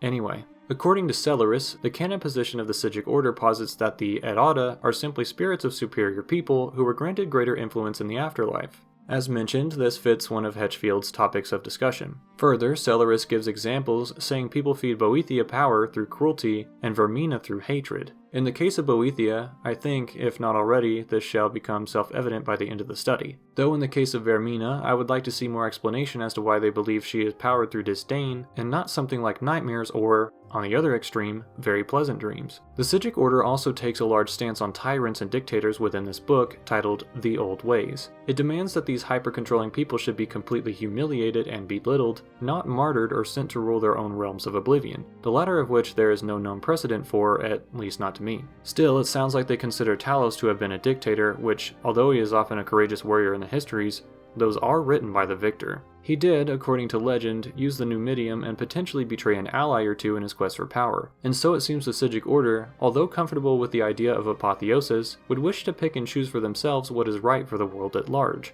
Finally, they state that falling under the influence of a Daedric prince renders one a lost cause to mortals, and that there are only two courses of action in such a case. The follower can either abandon the Lord through great will and suffer the consequences, or they can self-annihilate. I do find this to be a bit harsh. Not every Daedric prince is as vengeful as the others. Also, depending on that level of anger, the self-annihilation of a follower may very well force them into endless servitude of said prince, which seems counterintuitive to the Psijic's goals as an order. Why, instead of using their superior intellect to assist one in rebuking their Daedric patron, would they further enhance the power of that deity and allow one of their own to become simply a lesser spirit in oblivion?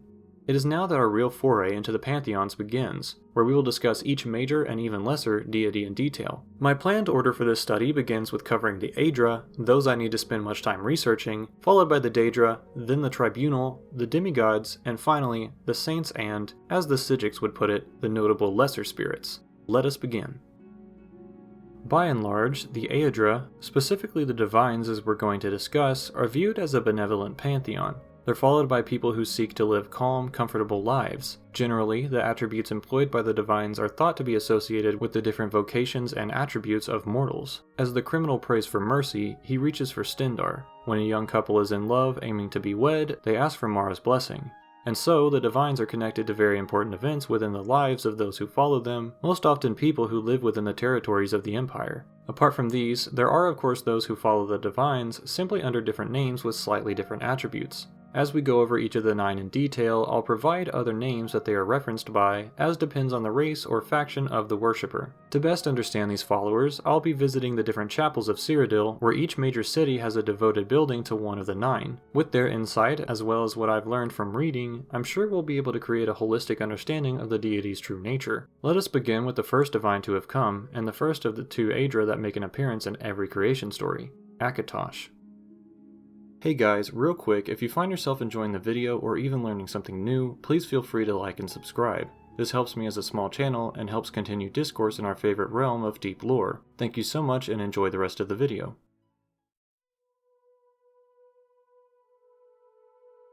Akatosh, the dragon god of time, is usually thought to be the first of the gods to form between the events caused by Anu and Padme, and, depending on which creation story you believe, the involvement of Anu with Nyr. In other tongues, he is called Auriel, Alkosh, Bormahu, and sometimes Alduin. The sphere or influence of Akatosh on the Orbis is generally considered to be the concept of time. It is thought that, because Akatosh is time itself, he's responsible for giving other forms of existence the ability to recognize themselves within a framework. Indeed, without time there would be no progression and things would remain in a constant stasis. It is very difficult to conceive of something such as a world without time. If time were to end, what would happen exactly? Would everyone freeze in place? Or would everything cease to exist altogether? Because of his connection to time, Akatosh is also related to the concept of kalpas, or time cycles, which some believe are an ever-repeating system of timelines that start and end before the next begins. This end is usually brought upon by a world-ending, apocryphal figure, and the one most known to people in contemporary Tamriel is Alduin. Before we speak about him, I would like to continue our study on Akatosh himself. Akatosh also embodies endurance, everlasting legitimacy, and invincibility. These all connect to his control of time, something that cannot be destroyed, as it has no physical embodiment. Following this, it does not end, hence the everlasting signifier. This last detail is also used as a form of legitimization, as Akatosh is commonly connected to the reign of the Septim Empire. It's easy to hold power when you have a literal deity backing your bloodline, and if this seems too good to be true, I shall admit that I too felt the same way. However, it's hard to deny the connections once you see the whole picture. Looking back to time, we can speak of a phenomenon known as a dragon break. These also relate to kalpas and are said to be moments of time in which Akatosh loses control or otherwise makes a mistake, hence the dragon broke. In these moments, major shifts are said to have occurred, including the most famously theorized dragon break known as the Warp in the West. As we are lacking in time for a complete dissection of this event, I'll summarize it here. During a 3-day period in the 417th year of the Third Era, notably the exact same year where Almalexia and Sotha-Sil were said to have lost the tools of Kagrenac, there was a major event in the Iliac Bay. An apparent agent of the Blades faction was able to find the Totem of Tiber Septim, which controlled the legendary Numidium that he used to conquer Tamriel.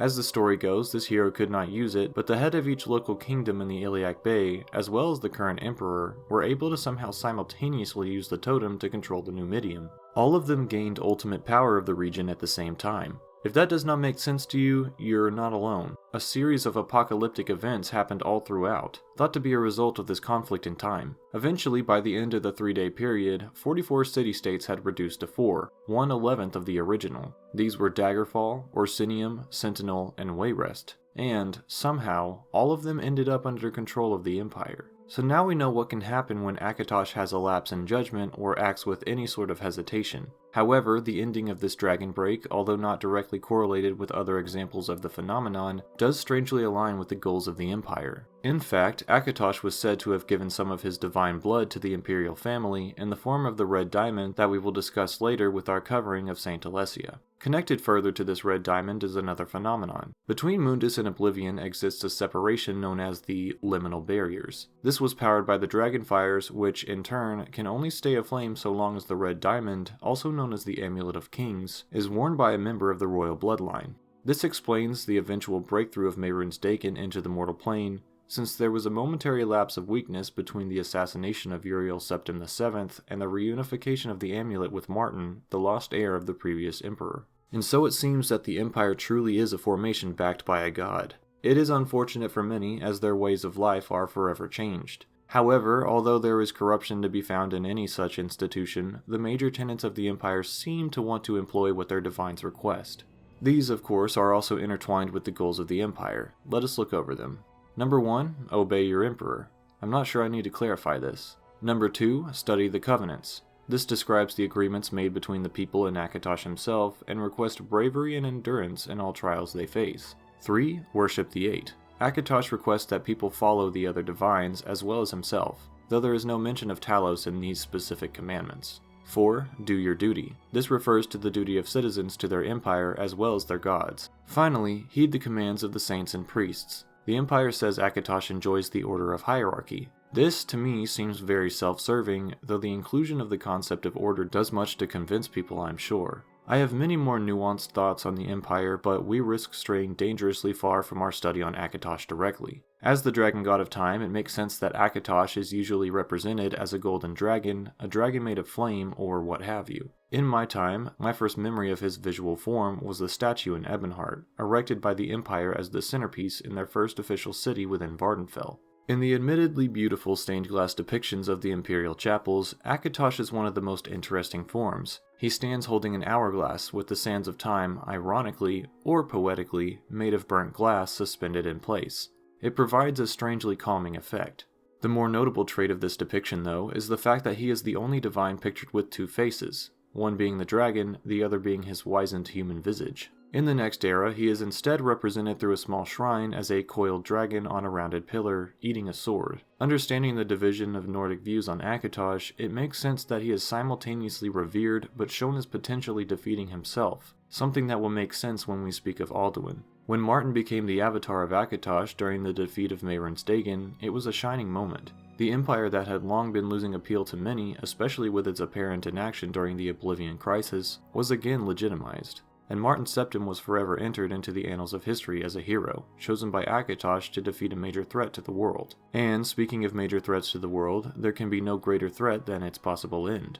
It's now time to speak of Alduin, sometimes regarded to be the first son of Akatosh, maybe an aspect of the dragon himself, but definitely the king of the physical dragon race. Alduin himself has many names, including World Eater, Time Eater, Twilight God, and the Worm. He manifests as a terrifying black dragon with huge wings and jagged, spiked scales. Being a dragon, he can of course breathe fire, and uses this to terrorize mortals when he physically returns to Skyrim in the 4th era. It would be a good idea to describe some of the history related to Alduin here, as I have a few relevant books to share ideas from. The first of these is called The Dragon War, written by Torhall Bjork. Certain scholars believe that the Nords always followed the divines, though they worshipped them in animal form. These included the hawk, wolf, snake, and so on, commonly seen in engravings within ancient Nordic ruins. Of all the animals though, the dragons were the most important. These were much different than the other, lower animals. People followed dragons directly and were called dragon priests as a result. Although the dragons didn't care much for ruling, they enjoyed their power immensely. The priests followed their every whim and commanded other people to do the same.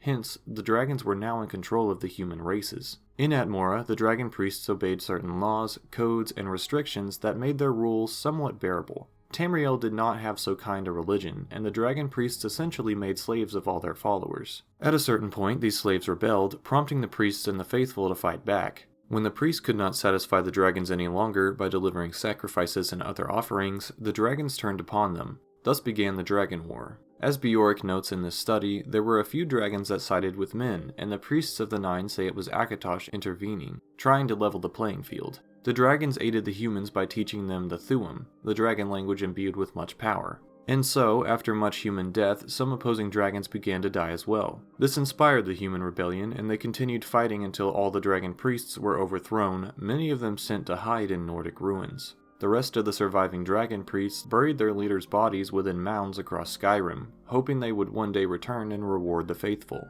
These followers often attempted to survive by essentially becoming liches, throwing away their humanity for never-ending power that would only grow should their previous rulers return. This story, The Dragon War, does corroborate other tales I've heard surrounding the place of dragons within human strife. The other two books are fairly short and describe opposing views on the matter of the Akatosh and Alduin dichotomy. The first is written by a Nord named Thromgar Ironhead, and although it's lacking in spelling and prose, it's more heartfelt and strangely trustworthy. I will summarize it here. As the title of his story suggests, Ironhead believes Akatosh and Alduin to be two separate entities. He gives some historical background as to why the reader should believe him. He says his mother was a follower of the Divines and taught him that Akatosh was the first of the Aedra to take shape in the Dawn era, specifically in the form of a dragon. He was also told of Martin Septim by his father and how he transformed into an avatar of Akatosh to defeat Mehrunes Dagon in the imperial city of Cyrodiil. This information contradicted what he knew of Alduin. Put simply, Akatosh does good things and so is good.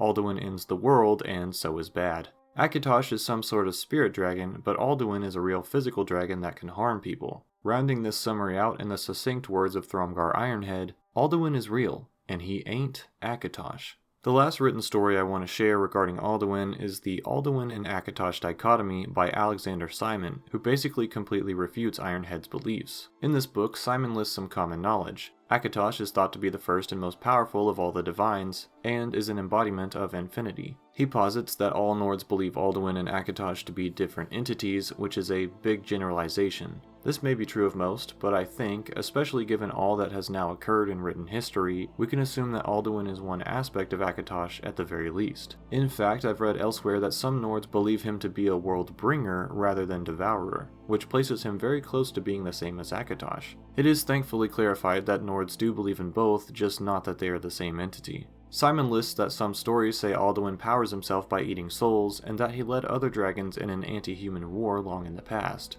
We now know that both of these things are true. The only mortal in recent times to boast such an ability of Thu'um was the last Dragonborn, who did eventually defeat Alduin, but we'll get to that. In the end of the story, Simon regrettably calls the Nords primitive and says that Alduin is but a bedtime story. I do wonder how he felt when the winged beast did appear during the Fourth Era. Now that the common written histories have been covered, I would like to dig a little deeper into the timeline of Alduin's influence. Alduin called himself the first child of Akatosh, as well as the first physical dragon, and most believe it to be so. His younger brother, Paarthurnax, originally served as his main assistant during the Dragon Wars. Eventually, Paarthurnax decided that he pitied the humans. The Greybeards themselves have said that it was Kyn, another name for Kynareth, who intervened to send him as aid. Paarthurnax did indeed help mankind a lot by teaching them the Thu'um, that way they could use it against their dragon masters. It is clear that he regretted his actions while under Alduin's direction, but there is still a question of whether he has fully atoned for his previous transgressions. When the humans first fought back and finally overwhelmed the dragons, they ended their battle by using an Elder Scroll to banish Alduin to a different time. That time, unfortunately, ended up being the Fourth Era.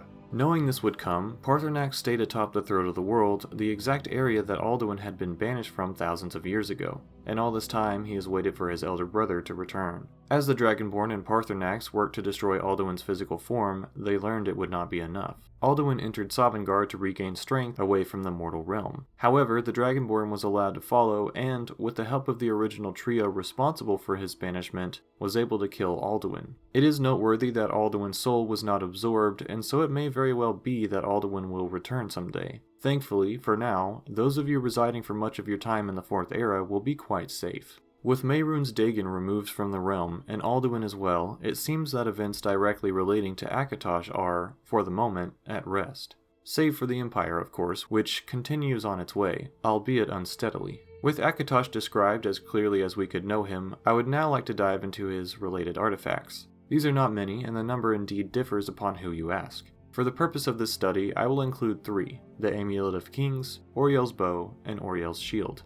The Amulet of Kings was said to have been made at some point during Alessia's reign as emperor. It consists of a red diamond in the center, also called the Kaim El Adabal, which translates from Aldmeri to Tamrielic, meaning something akin to Spirit Stone of Royalty. This red gem is thought to be of Ayleid origin, which is ironic considering they were the opponents in the Alessian Rebellion. Others say the diamond was formed from a drop of Lorkhan's blood that fell into an Ayleid well. Still more consider the gem to be a condensed bit of blood from Akatosh. Whatever the truth may be, the diamond does physically exist, rubescent in color and boasting great importance. It was surrounded in a golden rim by Alessia, and encrusted with 8 other gems, each representing one of the divines, which at that time did not include Talos. It was passed from each emperor to the next and was responsible for a few things. The one we know to be true is that the gem is indeed a unique soul gem that carries at least a portion of each emperor's soul. This allowed each subsequent leader to request information from them, to recount history, or even just for counsel.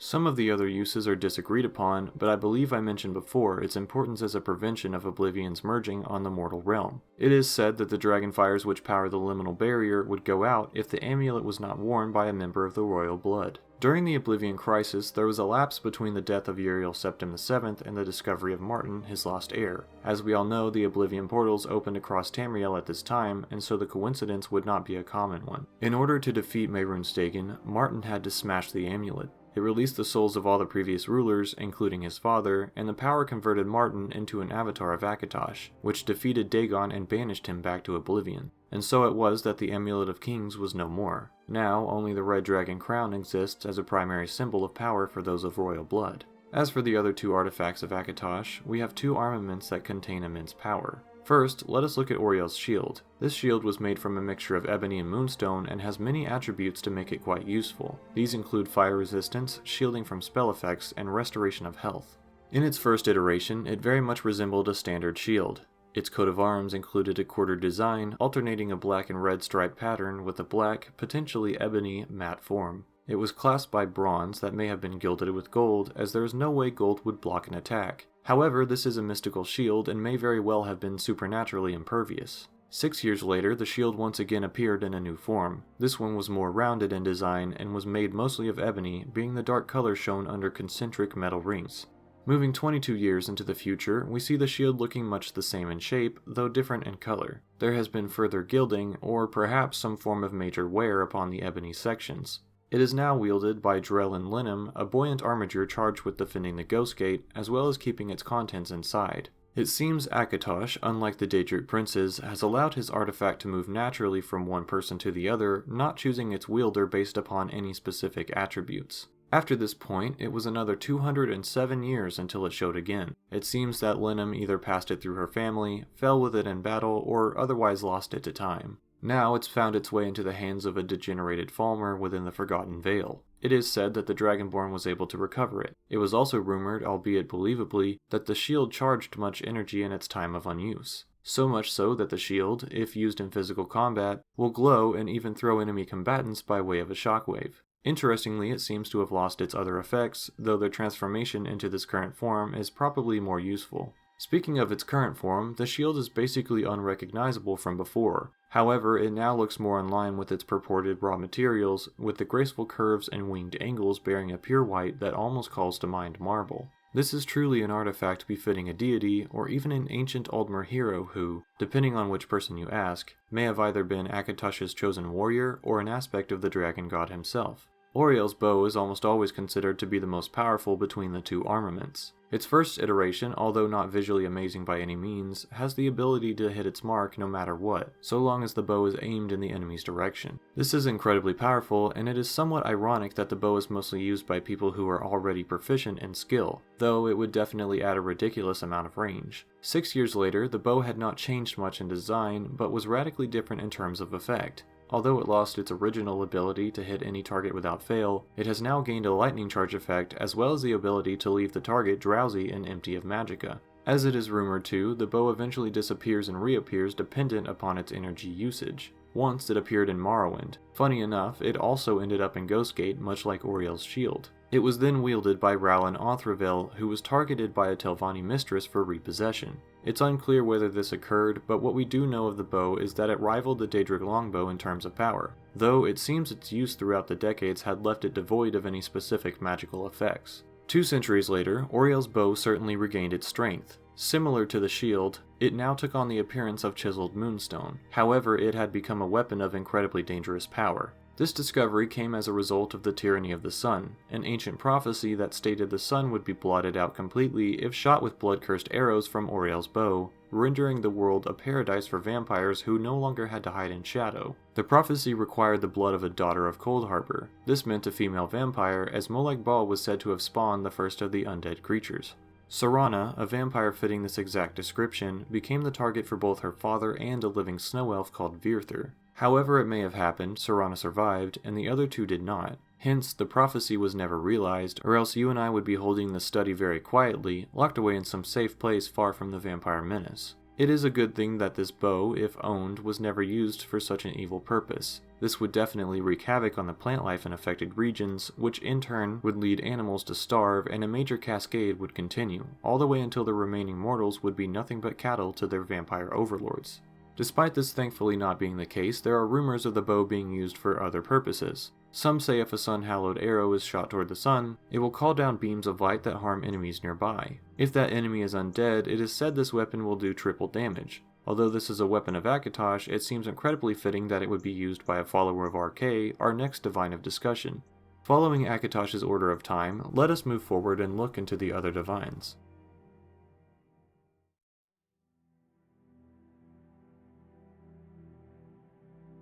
My plan to walk through the chapels of the Nine unfortunately began with Akatosh, whose chapel was mostly toppled in the destruction of Kvatch. Luckily, I've heard the stained glass depiction survived, and that the people there did eventually rebuild after the coming of the First Oblivion Gate. Here, we are a little more fortunate and can visit the Chapel of Arkay within Cheydinhal, the Cyrodiilic city in which many of my race live, as it is nearest to Morrowind, separated from the province only by the Valus Mountains. The town is very humid, and there's a beautiful bridge that crosses over and around the chapel. After speaking to the locals and reading some books on the topic of Arkay, I believe I can now share some interesting information about this particular divine. Arkay, otherwise known as Arkay or Orkay, is associated with life and death. In most cultures, he's in control of that cycle, as well as that of the seasons and all they bring.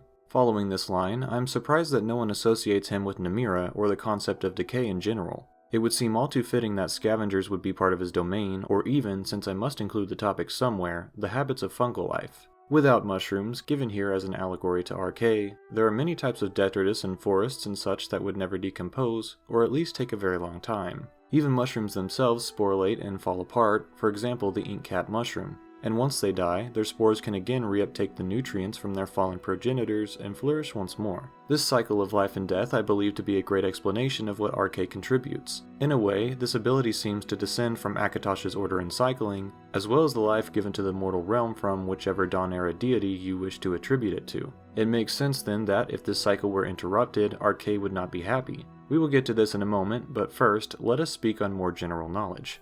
Arkay, as far as he relates to mortal life, is often viewed as the god of funerals and last rites, a protector of those who pass on. The priests of Arkay provide a blessing known as Arkay's Law, which prevents the raising of these bodies through necromancy. And, as I think there is no better place to put it, I would like to speak here of a book written by the nefarious king of worms, Mannimarco.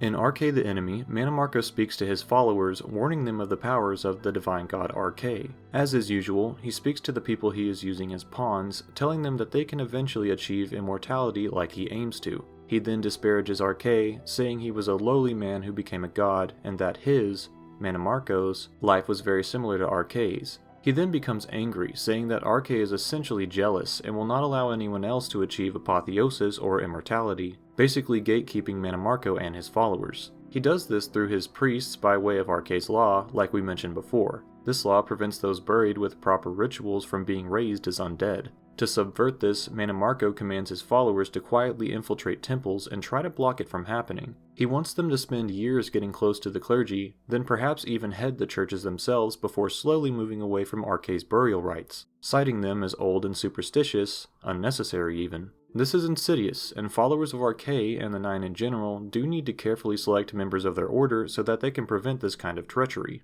Mannimarco also tells his followers not to allow any undead servants to be seen by the living, and to convince all vampires and liches to join their cause. With all these plans in motion, Mannimarco promises to his followers that the Temple of Arkay will be no more, that their priests will become undead servants, and that he himself will be in control of life and death, not Arkay. The history surrounding his current whereabouts is spotty at best. Some say that, during the Warp in the West, he did move into a timeline where he became a god. Others say he appeared during the Oblivion Crisis in Cyrodiil, and that, as a lich, even death would not fully rid the realms of him. Regardless of what happened to him, it is clear that the world we live in is not controlled by necromancers, though they still do exist. And so we could attribute some of this to the actions of Arkay and his followers, as well as other members of the Divine Faith. I would like to dig into another detail of Mannimarco's story, the part where he mentioned Arkay was once a man. There is a book sold in High Rock called Arkay the God, written by Mimophanes the Scribe, that aligns somewhat with this idea. In it, it is said that Arkay was once an ordinary shopkeeper who had a passion for knowledge. He collected many books, devouring their information regardless of the subject. One day he came across a book which claimed to contain secrets of life, death, and existence in general. He slowly became obsessed with the book, so much so that his business, friendships, and everything else started to fall away. Eventually he was caught off guard by a plague that was affecting the town he lived in. Although his family cared for him, he was still going to die. In his last moments, he begged Mara to allow him to live, at least long enough to finish reading the tome. When asked to plead his case, Arkay spoke his understanding of the reason for life and death. He says that there are too many souls in the universe to all exist in physical bodies at once, but that they can only learn and flourish this way. But they also have to die to make room for other souls to have a turn. Mara notes that his understanding is somewhat lacking, but he's on the right path. She then says she cannot grant him further life in the mortal plane, but will allow him to work in this field of sorts, engaging in eternal labor to understand mortality. When he does not follow, she explains that he can either die or become a god like her. However, being a god is difficult and not often fun. If he does take the opportunity to become a god, he'll be in charge of the maintenance of life and death cycles for all eternity.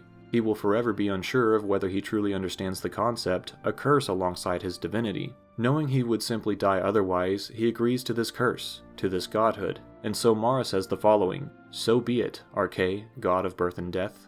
I found this story to be quite interesting, as I am of course learning much about the Nine for the first time. I did not know that Arkay was believed, at least by some, to have been immortal at one point, living like the rest of us. It seems strange to me then that there are people who disagree with the possibility of Tiber Septim's apotheosis, for example. Though that is a very large bag of worms that I do not wish to uncinch at this moment. We will perhaps save that for the end of our coverage on the Nine, which also makes chronological sense.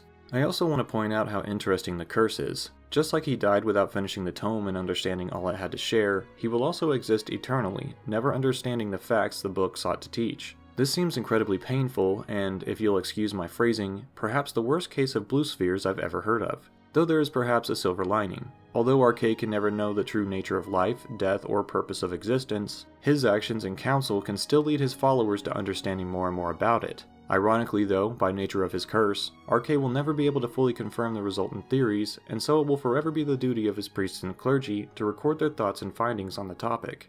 Moving on from deeper books, we can look to his depictions among the different races. Arkay's primary tenets request that all mortals honor the earth, its life, and also the spirits of those coming and going. Most of all, do not profane the spirits of the dead. Of course, this means fighting necromancy at all cost. These descriptions fit pretty much all forms of Arkay among the pantheons. When it comes to the Breton view of the world, as well as many other human races, Arkay is seen as the son of Akatosh, which again makes sense due to the nature of cycles being a commonality between them. They also follow the story we just discussed, where Mara helped him become a god.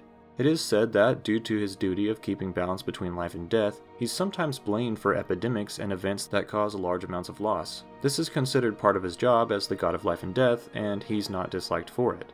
The Red Guards also follow Arkay, but there are some that say Tuatha is the more common interpretation of this divine within their culture. He is considered the god of souls, a caretaker that guides them to the far shores, which we discussed within the Yokuden story, Satakal the Worldskin. As far as how the Nords view him, it is somewhat of a mixed bag. They often call him Arkay and view him as a tester of mortals. He's also connected with a story in which Arkay, sometimes also believed to be Alduin, an aspect of Akatosh, was attacking the Nords and reduced their age to that of 6 years. They were said to have beaten him back eventually, which is why they now have a more average lifespan. When it comes to current belief, it is usually melded between personal and imperial systems, with Arkay being the common name. As such, it is common to see shrines of Arkay within Nordic burial facilities, though these shrines do seem to need constant tending, as the magic needs to be attuned to make sure spirits do not try to rise. Most depictions of Arkay are consistent among the different races, usually depicting either an old man with a crosier, or a symbol of a repeating cycle. Another interesting note is that the banner of Arkay in Morrowind contains this specific symbol. If this looks familiar to you, it's probably because you dabble in alchemy like myself, as, in 4th Era Skyrim, there are many poisons sold with this image on the label. Perhaps it's an inside joke of the province, or maybe it is a sign that the creators believe their poisons are always used for good, evening out the playing field of life, so to speak. Now that we have covered the major information relating to Arkay's lore, we should look toward his primary known artifact. When we covered the artifacts of Akatosh, I intentionally avoided attributing certain pieces of armor to his blessing, as it cannot be confirmed. It is rumored that he blessed the cuirass and greaves of the Crusader, though again, the truth of this is lost to history. What we do know, however, is that the Sword of the Crusader, a mighty blade of much significance, is indeed created under the watchful eye of Arkay. This blade, made of arcane materials but looking like steel, has a beautifully crafted hilt in which a red diamond is set. This is certainly in reference to the Kynareth Adabal, and serves as a permanent reminder to the Crusader and their followers that the gods are always with them. In terms of effects, the blade is known to sear enemies with holy flames, while also robbing them of their magicka. Although this sounds like it would do wonders in aiding against the undead, somewhat similar to Meridia's Dawnbreaker, it has not been proven to be more effective against them, though, as strong a weapon as it is, the enemy may be put down regardless. This sword was made during the Alessian Rebellion for use in the hands of Pelennor Whitestrake, the Divine Crusader. It was later rediscovered by members of the Knights of the Nine, an organization we will explain in more detail after we have covered the nature of the Divines in general. However, I will briefly state here that the sword, although made by Arkay and used by followers of the faith, was eventually corrupted by evil. A man used it in anger during the War of the Red Diamond against his own brother in arms, and so it was that he began to fall into corruption. It was eventually reclaimed from his angry wraith spirit in the Underpaw Cave, and was subsequently consecrated for use in the Holy Works once again. Although not often the first god you think of when told of the Divines, Arkay seems to be one of the most important for mortals such as you and I. If he did not exist, we would perhaps live forever in a constant state of physical decay, but never leaving our bodies. Or we would be similarly under the control of necromancers. This would be a torturous existence. When it comes to plants and animals of different inherent soul levels, it seems it could prevent them from multiplying and supplying the lands of Tamriel with much needed sustenance and environmental services. With our discussion of Arkay at an end, at least for now, let us travel to the Temple of Dibella in Anvil, a beautiful port city. Here we will discuss the Imperial goddess that I am most familiar with.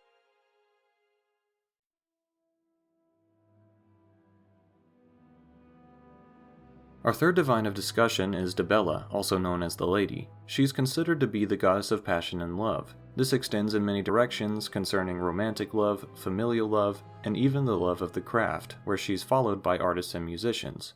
According to the Ten Commands, Dibella requests that people open their hearts to love, treasure friendship, and seek joy and inspiration from the care of those around them. Put simply, she's against hatred. Dibella presides over mended friendships, romantic partners on their first forays into the world as a couple, and the resolution of problems between people through mutual care and understanding. As such, it seems fitting that Imperial Cult and Legion members do not speak much of her, as their goals require the eyes of different divines. Still, one would probably do well to recognize the beauty and value within their peers, and even try to see the good in their enemies, so long as they do not oppose the will of the divines. Interestingly, Dibella does not profess monogamy, but instead implores people to love one another with truth and grace. Hence, if one takes multiple lovers, they better be doing so from a place of true care for each individual, lest they break hearts and cause problems. Similarly, the Lady Dibella does not care who loves who, only that it's honest and effort-filled. This is a belief that, thankfully, is fairly common in Tamriel regardless of which deity you serve. Despite this openness to romance, she warns her followers against union with members of the undead or tainted blood, such as vampires or werewolves. As this is the same for the undead, it renders people such as Othervoin Mierstead of Pala and Falanu Lalu quite unlucky.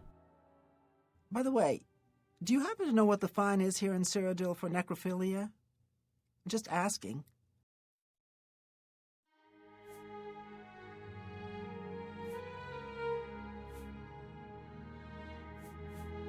Let's assume... no. That's nothing compared to Morrowind, thanks. Good day. I believe most can agree that these are benevolent tenets, though it is unfortunate for those with cursed blood. Even still, some believe Dibella to be the patron of harlots, and that she is too lustful a goddess for their tastes. It should be calming to most individuals, though, that she remains one of the divines regardless of the opinions of prudes. When it comes to her followers, it seems there are a wide range. Different groups follow her for different reasons. There are those who simply appreciate her love for beauty, and so they gather to create art and celebrate this fact. Others engage in more so-called debaucherous acts in which they worship her teachings through the forms of one another. There are some locations of worship in which only women can take an active role. For example, masculine figures are banned from the Temple of Dibella in Markarth, Skyrim. There is also something called a Sibyl, a title placed upon a child specifically chosen by the women of the temple. The Sibyl is then expected to leave their family and spend their whole life in devotion to Dibella. It's this sort of ritual and instruction that leads me away from religious cults such as this, although not necessarily the followers of said cults. Still, forms of Dibella can be found in many places. Outside the very chapel I visited was a statue of Dibella wrought from the same stone as the one of Arkay in Cheydinhal. She stands holding a lotus, a symbol of hers that was also the mark of a Dibellan order at one point. Following this, the shrine most often seen in Skyrim is a metal lotus, though there is also a commonly produced golden statue of her feminine form, which can be found in nearly any civilized location. Dibella is known to have created two artifacts. One is a paintbrush, which makes sense as she cares greatly for the arts. The other is a tool for defense, and despite Dibella's virtues of love and compassion, she created this armor specifically to protect Pelennor Whitestrake during the Alessian Rebellion. First, let us speak of the paintbrush. When I was in the chapel of Arkay communing with their priests, I was told of someone named Ryth Lythandis. He was a famous painter there in Cheydinhal, but he had suddenly gone missing.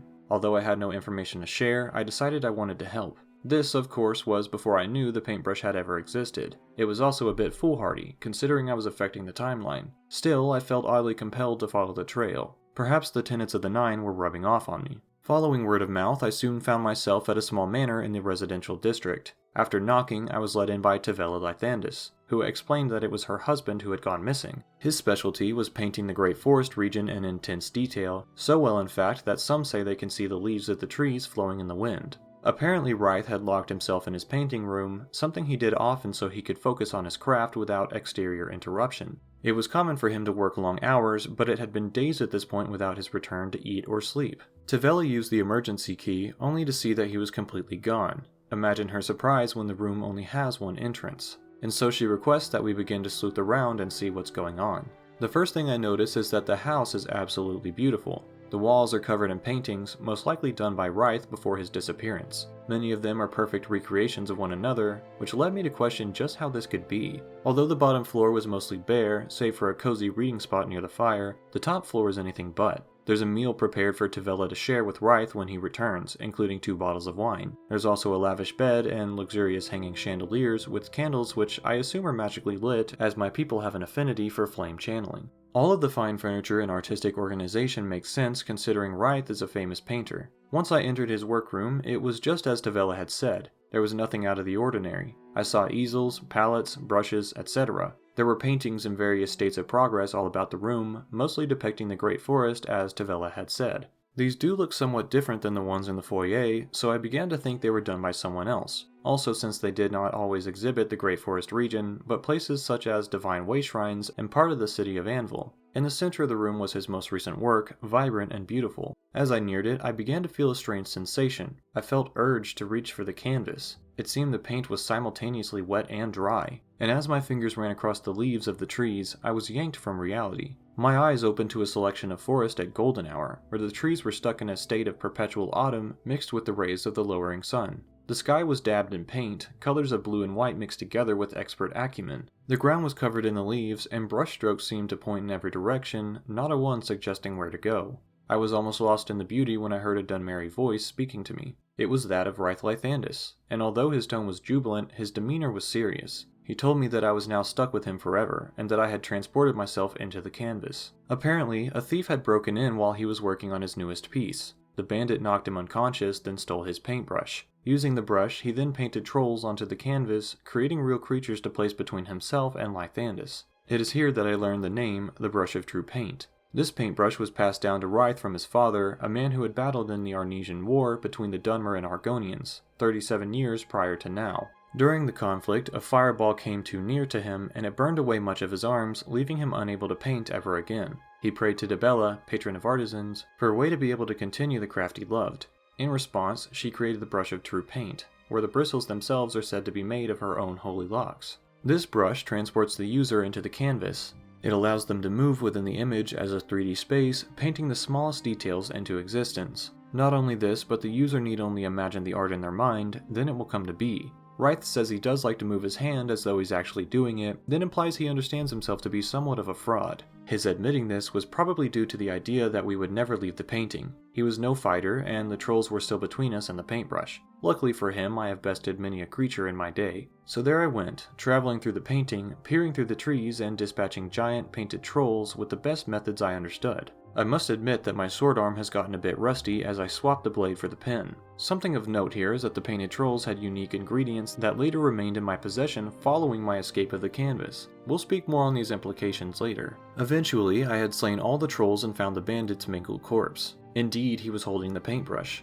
Below and beyond him were empty stretches of canvas, strange to look upon as if they were the end of the world, fading into nothingness. A simple look at the texture of the earth calmed me, for there were the ever-present dips and gouges of the common painting canvas. I returned the brush to Lyth, and he painted our escape.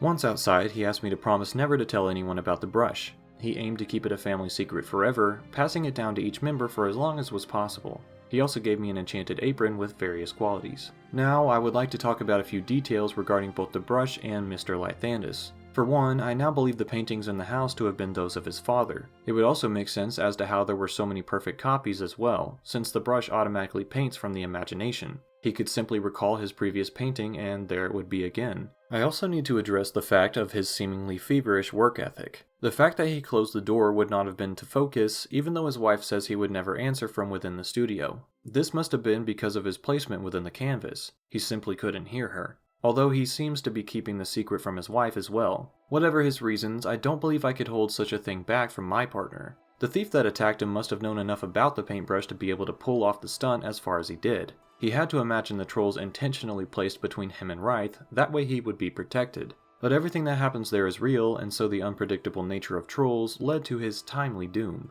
There will probably be more thieves wondering where he went, or at least some who knew he went on this journey, perhaps members of a network who gathered to case Ryth's home and behaviors. The thief knew about the brush, about its worth, how to use it, and how to pick the lock to enter the studio.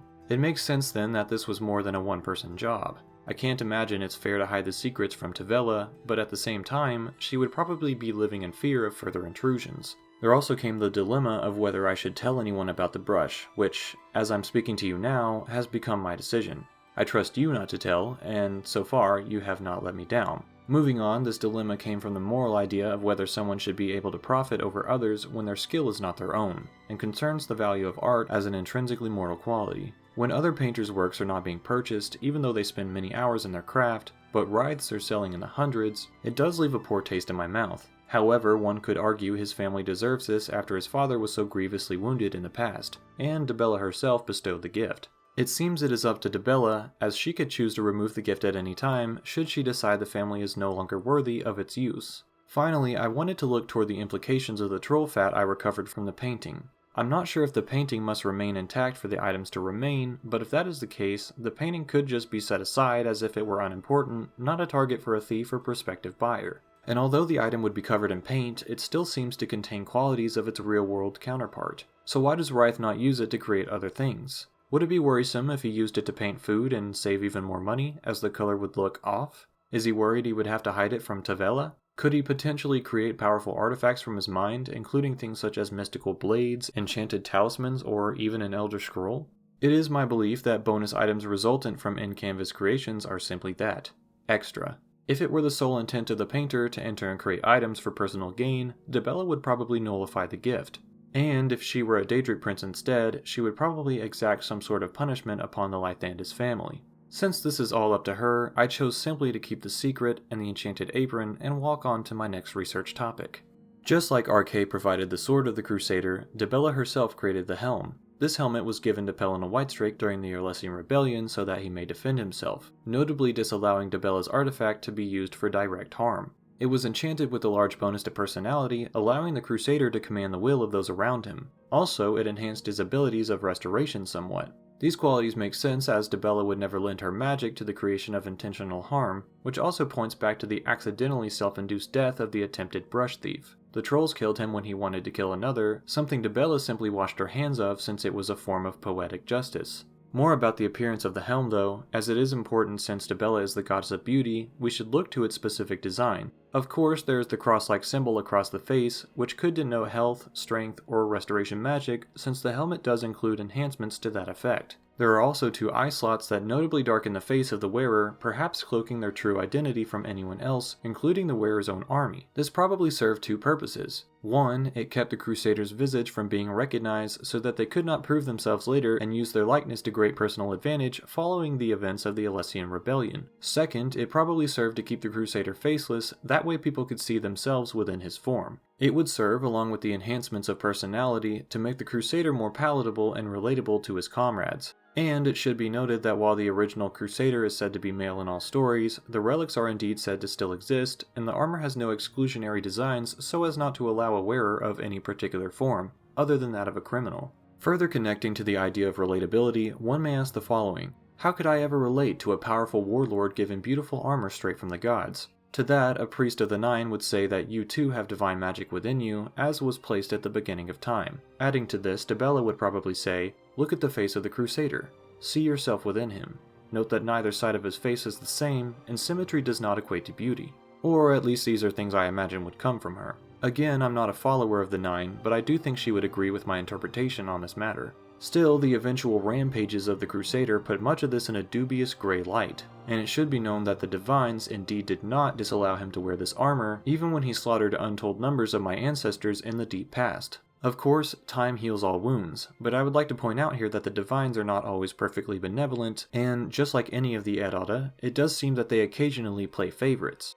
And speaking of favorites, it's now that we should talk about Julianos, the favorite divine of the scholar.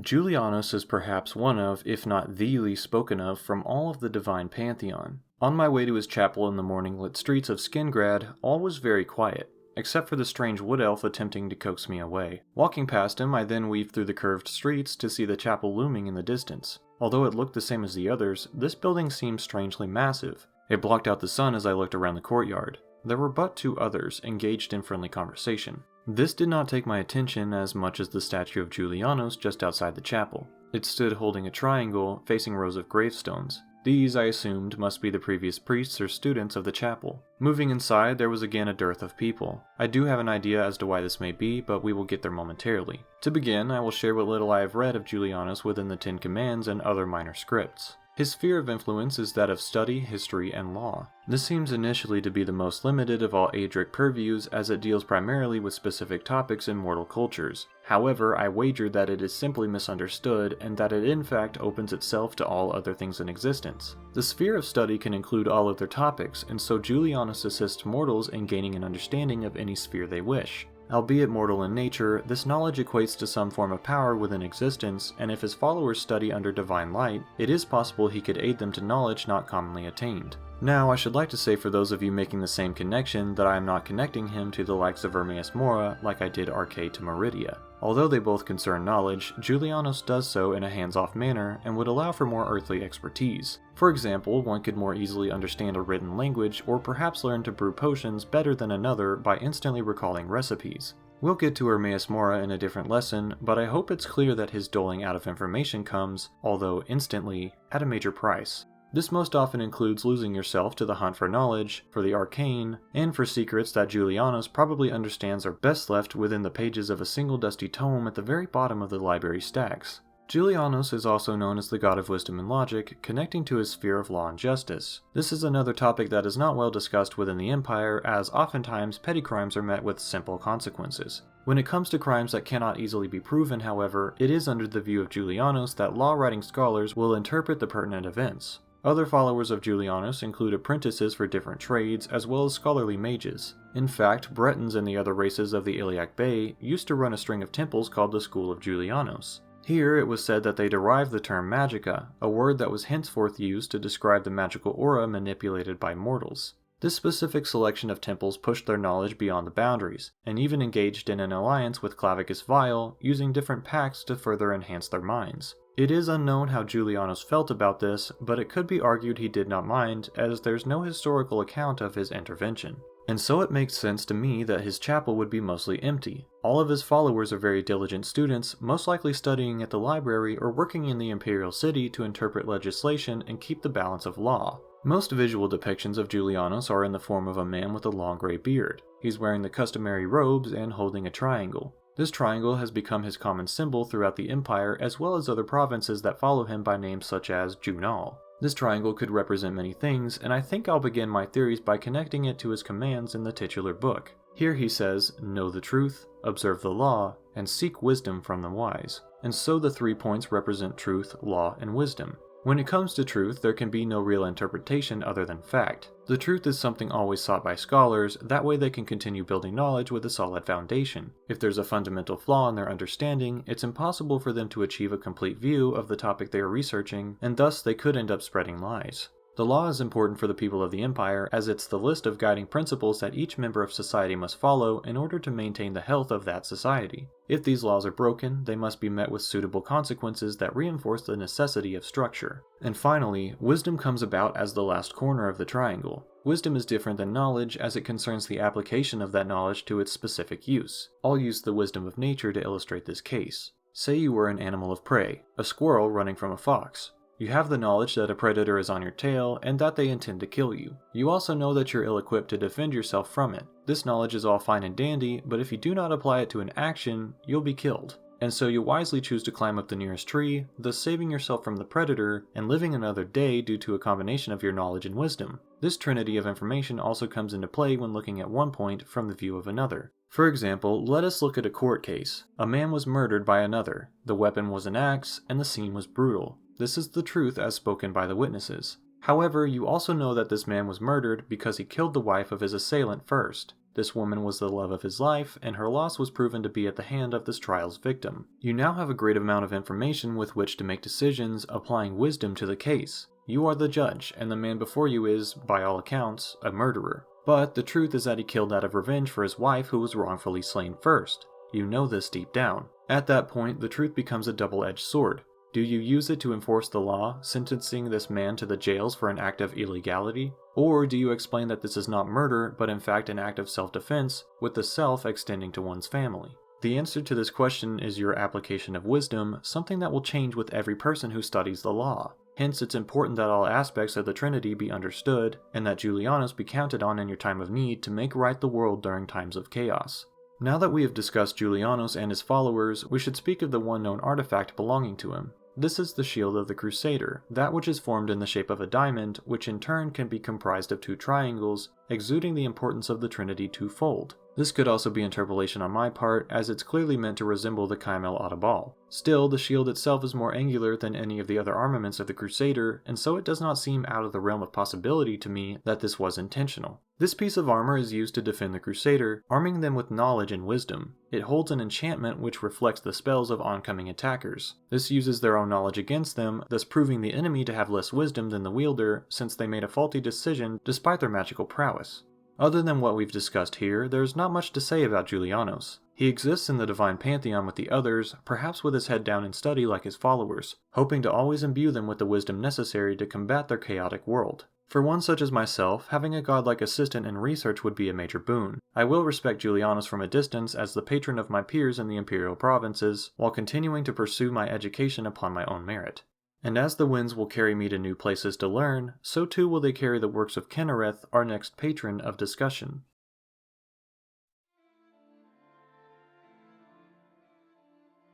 In Cyrodiil, all of the divines have a chapel. Thus far, I've visited each one to converse with their priests, discuss the world through their eyes, and write down every detail. Imagine my surprise when, looking through the guides to Cyrodiil's primary towns, I noted that there was no chapel for Kynareth. I asked around for its location after deciding it may not even exist. It was then that I was pointed to a grove up on a hill within the boundaries of the Great Forest overlooking the Imperial City. As I walked through the woods, I eventually came to see a great ivory form stand above the leaves. There she was, a statue of Kynareth rising among benches, a small lectern placed in front of her. My initial reaction was to question why her followers would worship her in secret, as the Daedric cult are typically the only ones that create shrines in random areas of wilderness. After speaking to the followers nearby, I realized that this was not to hide their rituals at all. All of nature, they said, was Kynareth's domain, hence the world itself is her chapel. All around the statue are flowers, mushrooms, verdant trees, and gentle winds. If there was a better place for the shrine, I would be hard-pressed to locate it. Kynareth is the goddess of nature, the wind, the oceans, and all the elements of life within those domains. From the smallest ant to the largest horse, all of these are under her purview. This also includes the forces of nature, such as storms and natural disasters, including earthquakes, floods, and so on. These are probably seen as consequences of her wrath, but are more often associated with the Daedric prince, as these are forms of destruction. Again though, all of this can be twisted to fit the purpose of discussion, as, for example, a landslide can lead to a secondary succession in which resources from above are now broken down, brought to a new area, and made available for use in new ecosystem formation. Since Kynareth presides over all nature, it makes sense then that she would be followed by those who care for our environment, or those who use it for a specific purpose. Sailors rely upon her guiding winds in their sails. Alchemists follow her teachings through the effects of their foraging, and crafters rely on the knowledge of ecosystem arrangements in order to best harvest their materials. To the Nords, Kynareth is known as Kyn, and is a warrior goddess who is also responsible for the rains. The world relies upon rains to bring water to the earth from the oceans and atmosphere. Without precipitation, plants would not grow, and the environment would be quite barren. Further, it is said that, having to do with the wind, Kyn was the goddess that blessed humans with the Thuum, allowing them to fight back during the Dragon Wars we discussed earlier on. It makes sense then that she is toward the very top of the Nordic divine pantheon. In a more general sense, Kynareth is also associated with Zenithar, the god of commerce and labor. As mentioned, crafters rely upon the materials of their world in order to create. Hence, Zenithar requires Kynareth, and they are both very closely related. When it comes to visual representation, Kynareth is usually shown in a human female form, although she is also represented by birds, which connect to her domains of wind and nature in general. Sometimes these combine, such as in the case of her shrine in Cyrodiil, or in the case of Skyrim's shrines to Kynareth, we can see a strange metal carving that seems to employ a couple things related to her domain. First, there is a sweeping curving style that could be reminiscent of a bird or even a dragon, if we want to stretch the metaphor. In the center is a blue gem, which reminds me of the ocean and sky simultaneously. Without the oceans, there would be no life, or at least not as we recognize it now. Without the sky, there would be no cycle of water, no place for air, and oxygen to travel for our breath. There would be nowhere for birds of Kynareth's feather to fly.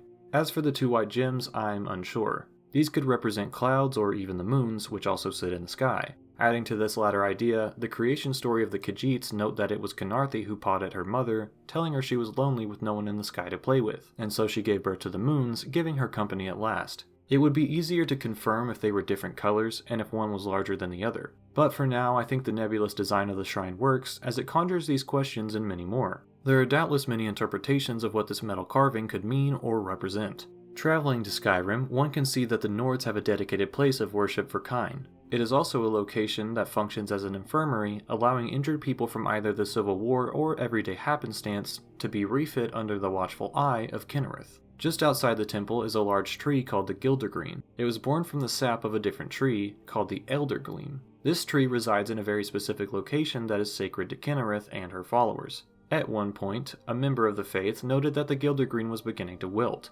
This was having adverse effects on the morale of people who were already suffering through wartime. It also didn't help Kynareth gain new followers, as a dead tree is not very inspiring when it represents the goddess of nature and rain. As such, this priest of Kynareth requested more sap to be taken from the mother tree, which just so happens to exist in a sacred grove. Although it's unclear how the Gildergreen of Whiterun was initially created, it seems it must have taken greedily from the original tree, as this was the requested method of revitalizing it. Once there, the adventurer had planned to use a specific blade gathered from hagravens in order to cut the tree and release the sap. This blade, the Nettlebane, was specifically used by hagravens to kill Spriggans and consume their materials. Why then would someone want to do such a heinous thing to a tree of Kynareth herself? A follower named Maurice had the same question, and so, instead of slicing the tree to release its potent sap, Maurice prayed to Kynareth for an alternative. Then, right in front of the two, a budding sapling appeared on the ground. This sapling was initially disappointing to the priest at the temple, but she quickly realized that renewal, life from death, was better than constant direct maintenance. Essentially, it's best to allow nature to take its course rather than for the races of mortals to try and morph it to their will. If one wanted to, they could take this further, saying that nature should be harvested and tended with care in general. This is something I find most Tamrielic citizens agree with, as there are still many wild places that we have left basically untouched, meaning many of us do care greatly about the environment and its purposes. If it takes the word of Kynareth to help maintain this common opinion, then I say speak it loud. We need only look at the Imperial City to have an example of this success, which is why the grove in Cyrodiil was a great location for her shrine. Just beyond is the city, and the valley surrounded by clean, unpolluted waters, tall ranging mountains, and green as far as the eye can see. Other than the city, a bridge, and the few buildings connecting to the mainland, there's very little outward development in the Heartlands. This could be out of intrinsic respect for the environment, practicality of resource preservation, obeisance to Kynareth, or perhaps a combination of all three ideas. After all, Kynareth says, use nature's gifts wisely, respect her power, and fear her fury. Nature itself is not Kynareth's only design. There are 3 artifacts that can be attributed to her creation, and each of them is wearable at once, at least in theory. There's no known point in history at which a single person was in possession of the trio. The first we will discuss is perhaps the most well known. This is called the Lord's Mail, as it was bestowed by Kynareth onto a great warrior under the constellation of the Lord. Hence the apostrophe on the word could be in either place, with both being correct. This enchanted armor was first created for the winged minotaur known as Morahouse. We'll speak more of him later down the line, but it's important to understand that he was the consort or lover of Alessia and the nephew of Pelennor Whitestrake. More pertinent to our discussion, he was also thought to be the son of Kynareth herself, also named Morahouse Breath of Kyn. This led to questions of Pellennor's true identity, as he regarded Morahouse as a nephew, meaning Pelennor was a sibling to Kynareth. It's for this reason that many consider Pelennor to be the Shezarrine, otherwise known as an incarnation of Shezarr, Shor, or as we usually know him, Lorkhan. It is true that Lorkhan is considered one of the Aedra, and so he is often said to have worked alongside Kynareth to create the mortal plane, so it would make sense he would fight so hard to defend its people. Still, there is much that cannot be proven, and conjecture can only get us so far. Again, we will speak of this in future studies, but for now we should focus on the Breath of Kyn. A stubborn person, Morahouse was very talented in battle and always charged headlong. Kynareth decided he should have a strong breastplate to defend him from the attacks of the Ayleids, and so she bestowed upon him the Lord's Mail. Within the Tamrielic lore, a book written by Yagran Bagarn about several artifacts, he notes that the mail is sometimes called the Armor of Morahouse. It gives the wearer powers of health absorption, spell resistance, and poison cure. Apparently, when Kynareth decides the wearer is no longer worthy, the mail will disappear from the world until the next champion is chosen. This came to be during Morahouse's ownership, where he at some point was deemed unfit to wear it any longer. Of course, this could also have been because he no longer needed it, having survived the Alessian rebellion and helped his people to victory. I do believe Kynareth would punish her child as necessary, but I highly doubt she would remove the armor from his care unless he was no longer using it. Either way, it left the hands of Morahouse and eventually fell into those of a shifting cast of heroes deemed fit by the goddess. Before we discuss the happenings of the armor, we should first describe its iterations as, like many other artifacts of divine nature, it often changes form depending on the needs of the owner. In its first iteration, the cuirass changed to form-fit the body of its wearer. It was a bluish metal with gold trimming and offered the regeneration effects of Troll's Blood, shielding from spells, and poison immunity. The final enchantment is especially useful given that the opponents must resort to underhanded tactics in order to defeat the wearer of such impenetrable gear. When found in the Iliac Bay region, it functioned much the same, although it now took on the appearance of a strong collection of chainmail links. In the late Third Era, the Lord's Mail changed form into a strong selection of metal plating with a lion above the buckle. It offered poison cure as well as magic resistance for 30 seconds upon the calling of its power. It was notably missing the regeneration aspect, something that would have helped its owner greatly. However, this makes sense as it was tainted by an Imperial deserter. He stole the armor and escaped underground, hoping to make off with this expensive and useful artifact. He was put down, of course, the impenetrable armor somehow allowing him to take damage. It would take some time for it to reach full usefulness again, and although once said to be in the possession of the Nerevarine, the armor's whereabouts are currently unknown. The next artifact of Kynareth is the Ring of the Wind. There's little known about the ring other than the fact that it's said to be associated with the goddess and that it came from elsewhere. Apparently the ring was worn by a Khajiiti acrobat named Kasimba who was very talented in her craft. It somehow made its way from there to Morrowind, where it was seen again and hunted by the Imperial Cult. The results of this event have been lost to history, but it is important to know that the ring was retrieved and its properties were recorded. This blue and white ring matched the colors of the sky, clouds, and waters, which makes perfect sense for an artifact of Kynareth. It fortified the agility of the wearer substantially, allowing them to perfect their arts of movement and even marksmanship. The final artifacts of Kynareth are the boots of the Crusader. These were given to Pelin Whitestrake during the Alessian Rebellion, just as the Lord's Mail was given to Morahouse. The boots are white gold in design, shining beautifully. They simultaneously look and feel light on the feet, while also maintaining an incredibly durable exterior. Although they boost abilities and restoration magic for the wearer, the more interesting element of the armor is the Blessing of Woodland Grace. This allows the wearer to walk among other creatures in nature without risking attack. Indeed, one could walk right up to a wolf and regard it as simply another canine. Walking through the forest of Tamriel with the boots of the Crusader must allow one to feel as in tune with nature as possible, though it's important to note that nature is still a wild force of its own. This will not protect the wearer from monsters, such as trolls for example. It also will not protect them from inclement weather or natural disasters. It is notable that these boots do not enhance one's speed, as many consider the wind to be one of Kynareth's major spheres of influence. Either way, there's little need to run when the most feared carnivores of the forest regard you as an equal. Kynareth, along with Julianos and Dibella, is one of the most agreeable deities of which I have heard. I admire her followers' respect for the environment, especially in their habits of careful harvest, leaving enough flora for nature and other foragers to use in their craft. I also enjoy the storms that she brings across the world for all of us to enjoy. Brewing some warm trauma root tea, sitting by the fire, and reading while Kynareth's rain gently falls upon the windows, there is no more comfortable feeling. Further, it's probably due to her guidance that we still have many forests and natural preserves to wander, away from the duty and doldrum of common settlements. Studies have shown that exposure to nature does in fact have beneficial properties, as if you need a report to tell you this. I suggest you take a walk soon to experience this for yourself, taking in all she was said to create. Still, living in civilization offers us many benefits, and it could not be done without Kynareth's gifts, which, used in moderation, have given us the tools to leave nomadic life behind. The skills to use them, however, at least in terms of agriculture, come from another goddess by the name of Mara. Let us visit her temple in Cyrodiil and see what we may learn.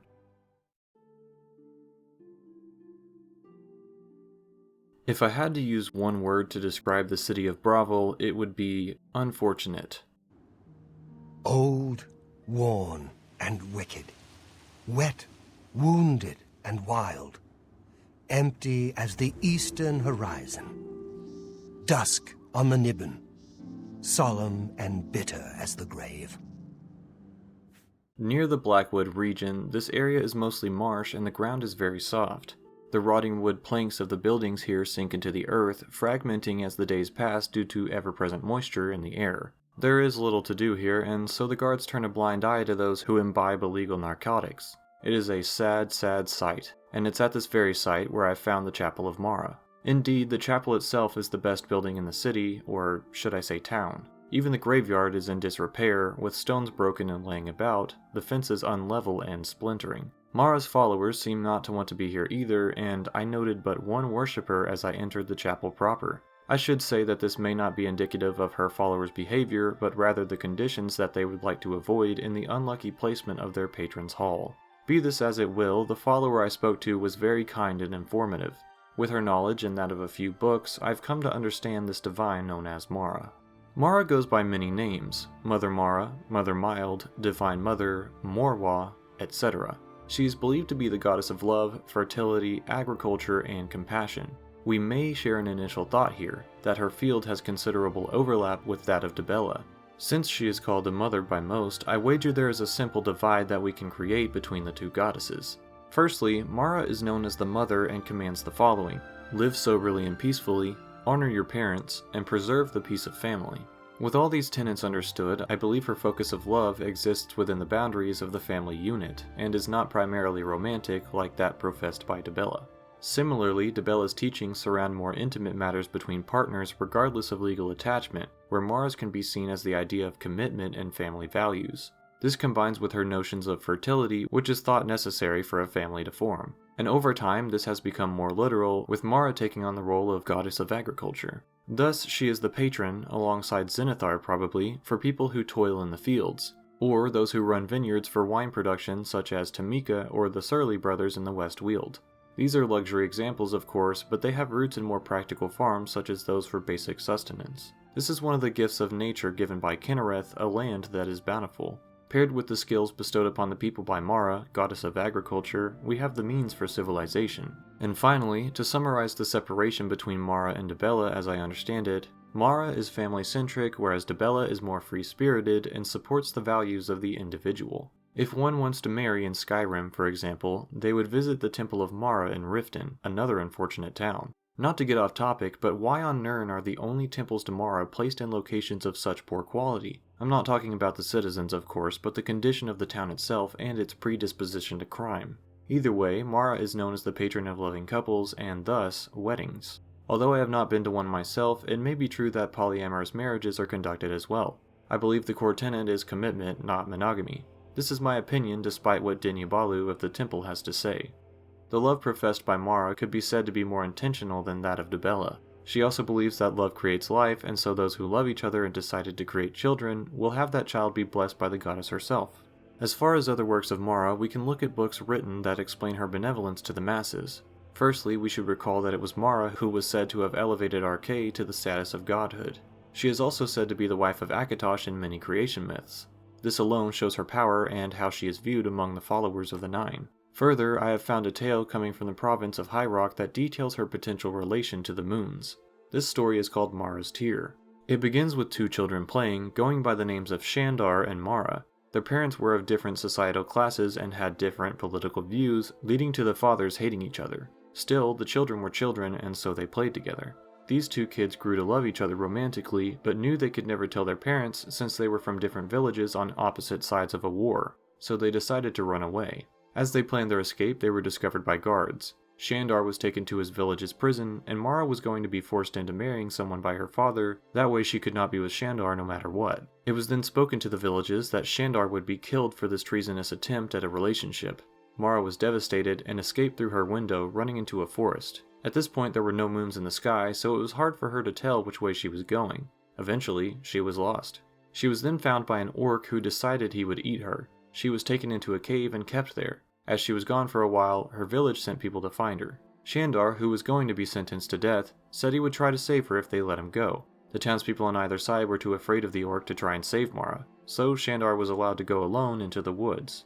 He tried looking all over and eventually sat on a rock to rest. This rock was covering the orc's cave, and Stendarr saw a piece of Mara's cloak hanging out from beneath it. He shoved and was able to move the boulder aside. In the cave he went, and the orc was ready. He had heard him above and grabbed him as soon as he entered. The villages sent their people after the child once he did not return. They grabbed their weapons and marched into the woods. Once they got there, they were met with a bittersweet sight. The orc was dead, splayed out in the grass. Mara was alive, but crying. She sat holding Shandar's head as he rested it in her lap.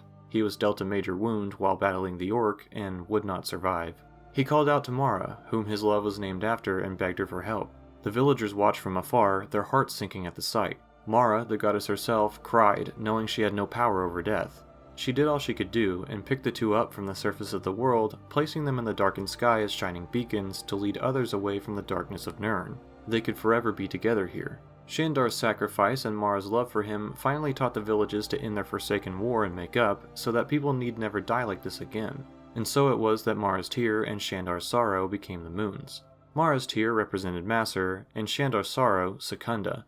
It is also clear here that Shendarr is a stand-in for Stendarr, creating an allegory with which many followers of the Nine would disagree. Like I mentioned before, most people believe that Mara is wed to Akatosh. Still, the myths surrounding the moons are interesting. Whether they are forms of Joan and Jode, the two halves of Lorkhan's divinity, or the sad beacons of two lost lovers, it is always interesting to look upon their surfaces late at night. Since we have discussed this lunar form of Mara, let us speak of her conventional ones. First, she is commonly represented in a feminine human form. Her emblem is a knot, symbolizing commitment and, by extension, marriage. As far as her artifacts go, there are only a few known to exist. The first two are a package deal, and came to an adventurer during the late Third Era when they were on a religious sojourn for the Imperial Cult. These are the blouse and skirt of Mara. They're red and black, and offer effects of magic resistance and health fortification. These are very useful and could be worn under armor to bolster magical fortifications that the opponent would not be aware of. There's also the cuirass or greaves of the Crusader, though these are in contest between her and Akatosh. No one knows who the true creator of each piece is, but they both offer bonuses including health and restoration fortifications, as well as resistance to normal weapons damage and disease. Mara serves the people of Tamriel by blessing their relationships, offering them comfort and livelihood. It makes sense then that she is seen as the mother patron. Still, I cannot help but question why her temples are always in places of such ill repute. What's a pretty young thing like me doing in this swamp town? I inherited the business from my late husband, and I aim to make it work. Braville, good points, cheap to live, unpretentious, freewheeling. Bad points, culturally a hole. Count's a clown and his son's a skooma sucker. Me? I got no problem with Braville. Lovely town. These places would do well with an act of mercy. To study that topic, it would be best that we leave the mosquito-laden town of Bravil and head toward Coral and the Chapel of Stendarr.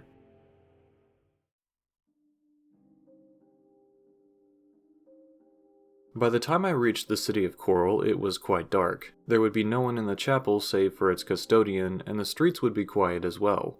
Although the sky was beautiful with stars shining as far as the eye could see, I decided that my eyes were a little too dry and lazy from the long trip between here and Bravil to the southeast. Luckily, I spotted an inn called the Oak and Crozier. As I neared it, voices of passers-by hinted that I had made a mistake. For some reason, they spoke ill of it, but I would like to note that my experience was quite pleasant. As I stepped in, I must admit the atmosphere was quite unnerving. There were no other travelers in the inn, no clinking glasses or tales of battle. Just myself and the keeper, Talisma. She was quite kind and offered me food and drink, which, at this point, I could not refuse. I ordered some salted watermelon and bread, then partook of the daily special, the aged spicy lager. Although it was an odd combination with my admittedly strange choice of meal, I enjoyed it very much. Heading off to bed, I noticed a few bookshelves. Hoping there was something I had missed in my research, I scanned each binding. Eventually, I found a copy of the Guide to Coral, written by Alessia Otis. In it, Otis speaks of the good Countess Ariana as well as her timely routines of church-going. Ariana's husband, Charis, unfortunately died in battle against the Nords in some unknown event to myself. Although this could have been spoken as fact alone, the author made sure to call the Nords heathens, a trend which I assure you follows her other work. Not only that, but she insults the Mages Guild throughout many of her guidebooks, as we will come to see. In this particular guide, she mentions that the fighters and mages guilds must be the reason that people aren't attending church services these days, as they set poor examples for the common people. It is sad to say that I was surprised when she did not make some overtly awful comment about the orc who ran the chapel. This paragraph was of course followed by Otis calling the mages guild members godless heathens. Closing the book, I decided I would see the chapel myself first thing in the morning, and wouldn't you know it, it happened to be Sundas, and the good Countess Ariana, according to the guide, would most likely be in attendance. As I headed to bed, I noted a sign. It read, "To achieve the impossible dream, try going to sleep." I couldn't tell if it was humorous or hopeful, and so I fell asleep that night a mixture of both emotions, unsure of what the next day would bring. In the morning sunlight, the chapel was an immaculate centerpiece. I did not hear throngs of people or clamoring doors, but instead the gentle wind and chirps of birds. Perhaps I was late for my visit. I entered to a common sight, a mostly empty chapel full of beautiful stained glass and silent reverence. It was here that I noticed a trend from all the chapels save for that in Kvatch. Every one of them had Stendarr as the central patron on the furthermost wall. Following this, the highest panes of stained glass always held his symbol in the center, surrounded by a radial selection of the other patrons' emblems. Was Stendarr the chosen god of the majority of people in Cyrodiil? Judging by my research, I would not say so. Either way, there must have been some reason that all the chapels were tuned to his image. My time at the Chapel of Stendarr was fairly short, but I did learn a lot from Orag Grabargal, the head priestess of the establishment. It is here that I will share this information as well as what I've read elsewhere. Stendarr is known best by the people of the Empire as the God of Mercy. Other names include Shandar, Surendar, and Stoon. All of these combine the central ideas of mercy, charity, and compassion. For example, we can look back to the words of Clan Mother Anisi, where Surendar was called the Runt, as the only way a runt can survive is through mercy from the other members of the litter as well as the parents. This would serve to explain how Surendar would treat others as he was cared for. Further, Stendarr's commands are as follows: protect the weak, heal the sick, and give to the needy.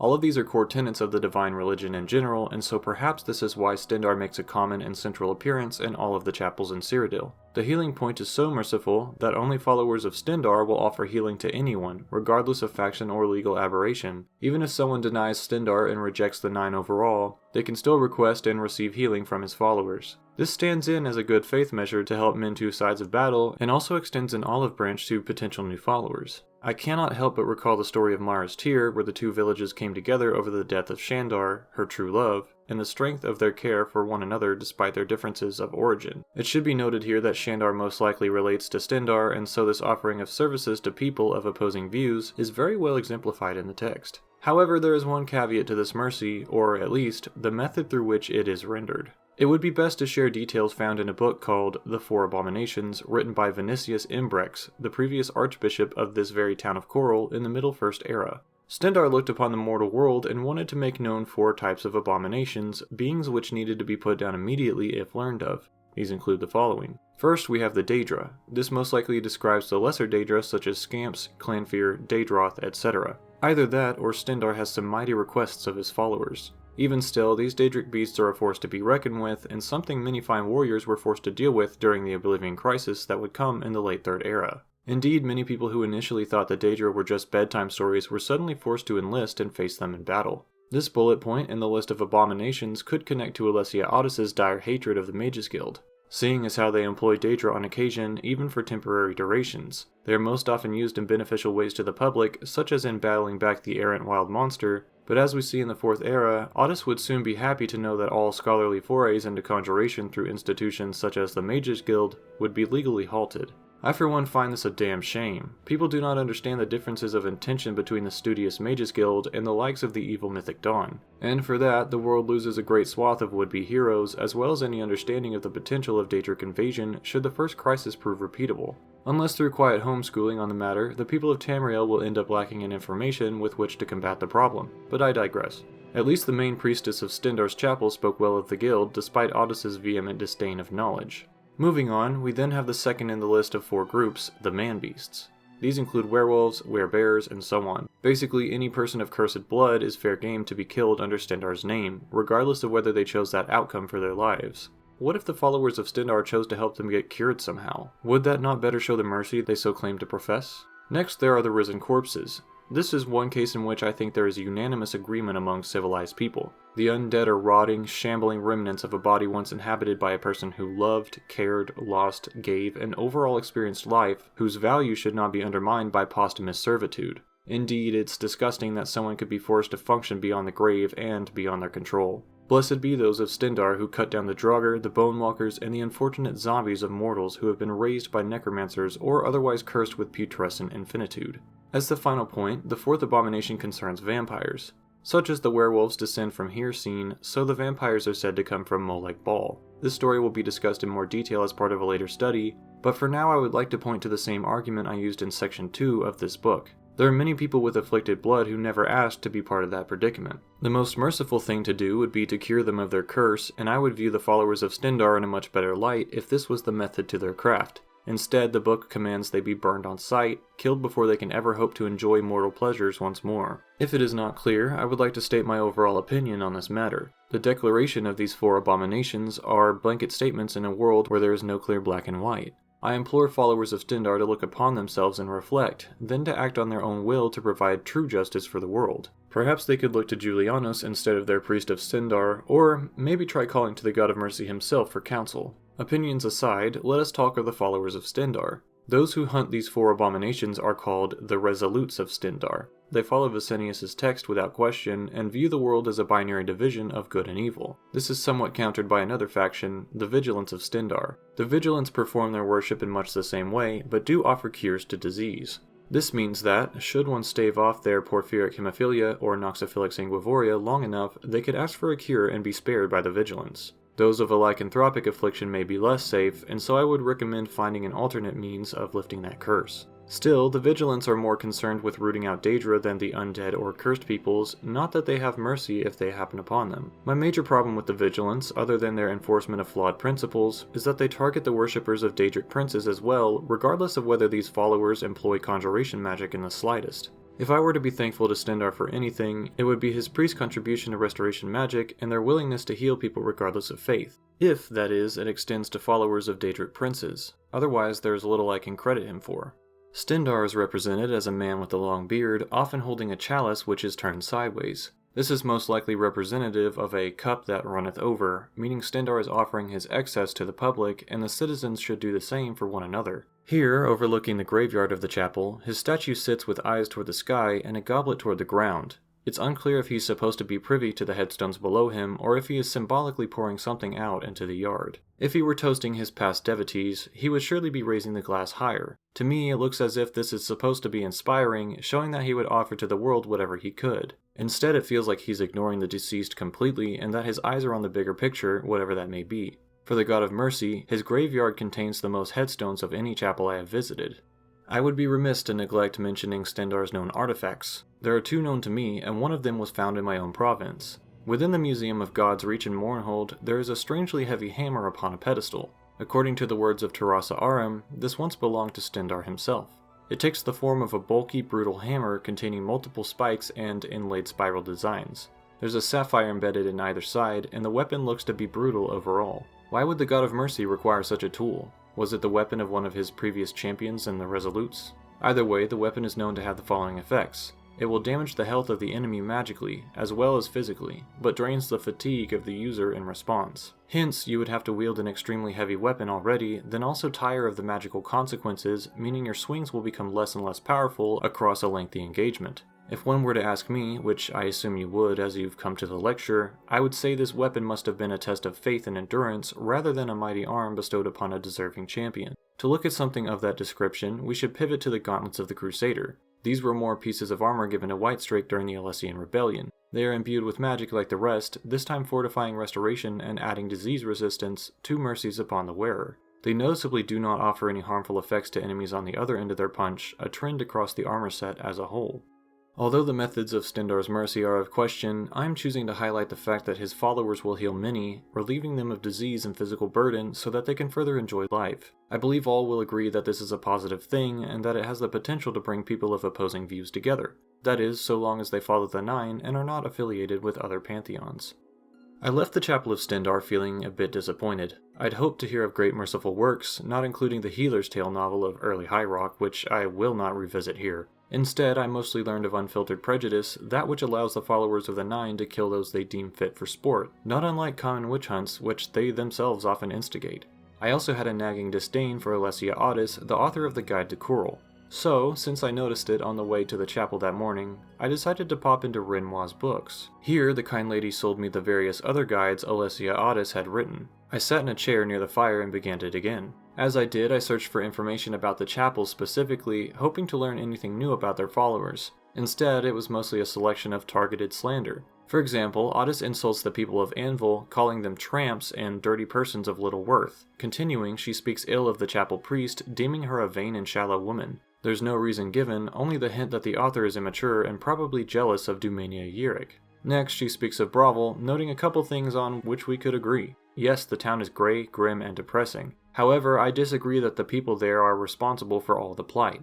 Brothel is built on poor ground and is cared for quite little despite its proximity to the Imperial City proper. It's no wonder that people here imbibe narcotics in order to maintain their emotional well-being, not to say that I encourage such actions. I just mean to disagree with Otis's accusations of Brovel's people being, quote, dirty and dishonest. She does speak of the poor state of the chapel, also calling attention to the damaged fences I noted before. Otis comes this close to understanding the true plight of the situation, but again turns her focus on the citizens, attacking people she would be ashamed to call her peers. In her next guide, that to Bruma, she insults the quote-unquote unregenerate followers of the heathen Nord gods. She may be referring to those of Nordic ancestry who lived there, having traveled over the Jarrell Mountains. Many still follow the animal pantheon at this point, and so I assume she means to berate their choices as she misunderstands them. She also pokes at the local mages guild, stoking conspiracies as to how they keep the building warm. If she spent any time researching, she would know that this particular mages guild was not affiliated with any particular school of magic, so it's very likely there are some students proficient in destruction magic which can be used to summon dancing flames for the furnace. Within her guide to Leyawiin, she continually mixes up Zenithar and Stendarr when referring to the chapel. Is this who people listen to regarding matters of faith? She also insults the intelligence of Bugat Grabol, the owner of Southern Books in the city, stating with surprise that he can read, let alone run a bookstore. She also expresses racist beliefs about the Argonians and Khajiit. What a treat she is. I initially thought she was an insult to her namesake, though Alessia herself could not stop Whitestrake from killing many elves and so-called beastfolk, which had little or nothing to do with the horrific acts of the Ayleids. Perhaps there's more in common there than I thought. The rest of the texts within the guides are as one could expect, casual statements of hatred as fact, sprinkled with occasional racism. If I were to fund a follower of the Nine to produce guides about the fair cities of Cyrodiil, it would certainly not be her. As I finished reading these atrocious books, I thanked Estelle Renoir for the opportunity and atmosphere. And so I went on my way, heading to Leyawiin to visit the temple of the last original divine known as Zenithar. And for this, I needed no guide, especially one written by such a hateful person.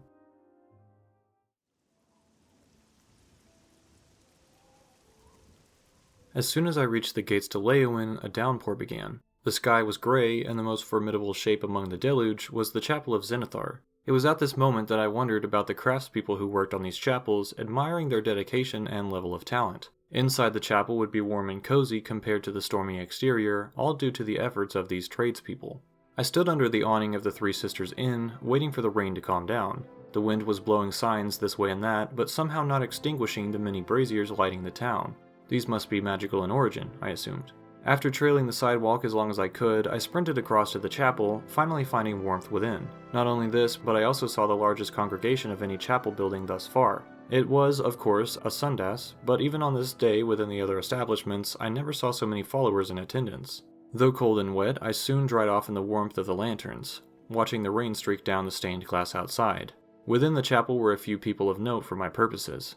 The primary priest, Avarice Otis, was a Dunmer like myself and had a few interesting details to share. He had traveled here across the Valus Mountains, coming from Kraganmore in mainland Morrowind. This was during the collapse of the Tribunal Temple Faith, which started around 6 years prior to this point. He sought comfort from the Nine Divines pantheon and soon came to join the chapel, quickly rising through the ranks and becoming the head priest here in Leyawiin. His experience as a priest of the Tribunal aided him here quite clearly. He does make an interesting note about the difference between the Tribunal and the Nine, saying that the Tribunal at least offered comfort to the poor. Indeed, it was very rare to see any homeless people or beggars in the city of Vivec, Balmora, or elsewhere. It makes sense to me that he would look to the Divines rather than trying to reconnect to his ancestral Daedar worship following the Good Three. The Tribunal seemed at least to be primarily benevolent to the people, and the closest thing was the Temple of the Nine. This makes it unclear to me whether he truly believes in this pantheon or simply needed a new livelihood. Either way, he has found himself in command of a strong and comfortable establishment.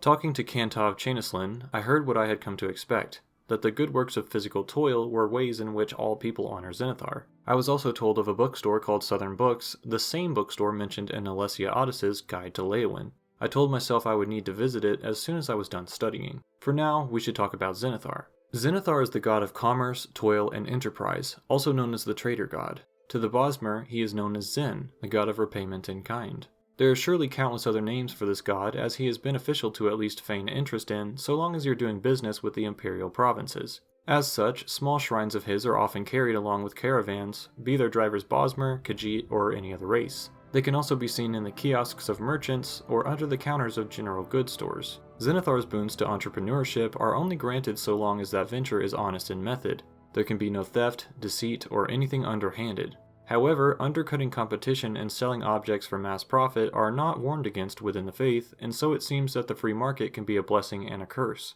We should also connect Zenithar to Kynareth, the goddess of nature. It is from her materials that the followers of Zenithar build their creations. This also comes at a balance, as there are only so many natural materials to be gained. There have been incidents in which certain forests were overlogged, including areas around Kynesgrove in Skyrim, which have now been deemed illegal logging sites so as to preserve pieces of the natural world. So long as the followers of Zenithar adhere to a code of ethics surrounding harvest, foraging, and mining, it would seem that Kynareth would remain comfortable and her nature would follow. I can imagine there have been squabbles between them at one point or another, but, like all members of this pantheon, they usually maintain a hands-off approach to the actions of mortals. I sometimes wonder if I should ask for Zenithar's blessing with my new fungal cultivation business. I've begun to grow things in a slightly more professional manner and have learned a lot in my time of study. Do I thank Julianos for wisdom, or do I ask Zenithar for good luck? I'll probably do neither, as I feel relying upon a deity for success often ends poorly, at least those I do not feel a strong connection to. However, the core tenets of Zenithar's followers can generally be agreed upon. Work hard and be rewarded, spend wisely and be comfortable, never steal or be punished. As for theft, there is again some gray area, but larceny is most often an annoying and lazy habit. Outside the chapel is a statue of Zenithar holding a small anvil. This makes sense as a symbol of toil, with smithing being a considerably difficult craft to master. And so it is that the anvil has become the most common symbol used to represent him, including in Skyrim where his commonly smith's shrine can be confused with a crafting tool. It is said that if you pray to this shrine, you'll gain better prices in trade, which aligns perfectly with the goals of his followers. As I look again at the statue of Zenithar, I notice how resilient it was made to be. How many such storms has this piece of art weathered? How does one maintain or repair such a statue? I suppose I would need to ask one of his followers to better understand. For now though, we should speak of his artifacts. Within the Third Era, there was a traveler working for the Imperial Cult. He came across a man who was held prisoner in a cave. Once shown mercy, this man, John Hawker, gave the traveler 2 gloves. These were called the Warning and Wiles of Zenithar. The Warning was the left glove and contained effects of inducing fear, blindness, and inability to cast magic upon an enemy target. The other glove, the Wiles, offered a heavy charm effect which allowed the wearer to be more personable to others around them. It is commonly believed that this John Hawker was an aspect of Zenithar himself, choosing to reward a champion with these tools. The Warning may embody the consequences of laziness, theft, or lack of effort, as it takes courage to be unafraid, effort to care for the body, and physical toil to make worthwhile creations. The wiles are fairly self-explanatory, with wiles describing schemes or other tactics of coercion and dealing. It is unknown if these artifacts ever left Morrowind, if there is still a person or two using them to this day. There is but one more artifact made by Zenithar. This was the Mace of the Crusader, a heavy, blunt weapon with a strong handle and ruby-encrusted hilt.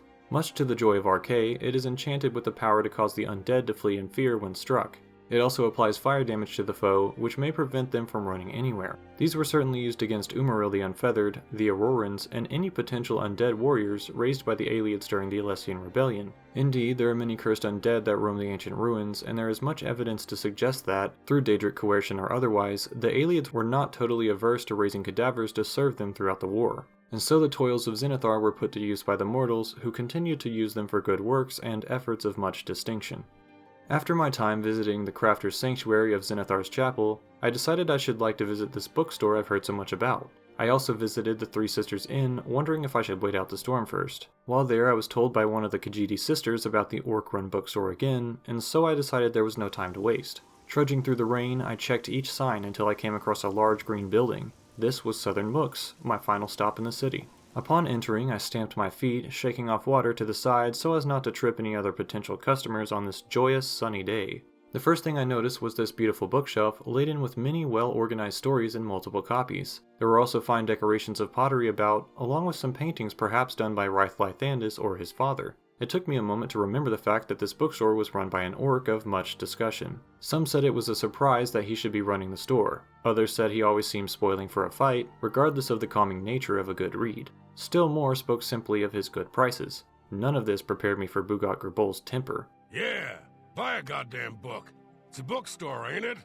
Don't just go peeking at them. Buy one! I was initially insulted, especially as someone who had already defended him as part of this very study. However, I soon came to feel sorry for him and even admire him. It seems many others of his race were more predisposed to battle and bloodshed, and viewed him as a lesser orc for choosing such a calm lifestyle. This is unfortunate, but it explains the need for Bugok to defend himself with words and a feisty attitude, even toward customers. That way, maybe word of his strong will can make it through the town, eventually validating his character regardless of his vocation. Through the eyes of Zenithar, I came to respect this man simply for his extremely bold approach in commerce. I did not feel that his ire was directed at me, but instead at those who watched and verbally assaulted him from afar, including the dreaded Alessia Addis. I looked through his catalog of books for real this time, listening to the storm begin to slow outside. After I brought them up to the counter and paid, his mood softened, and he was quite appreciative. I do hope that others, such as the Khajiiti sisters at the inn, will continue to push business his direction, that way he can look past the bounds of tradition and come to view himself as a successful merchant.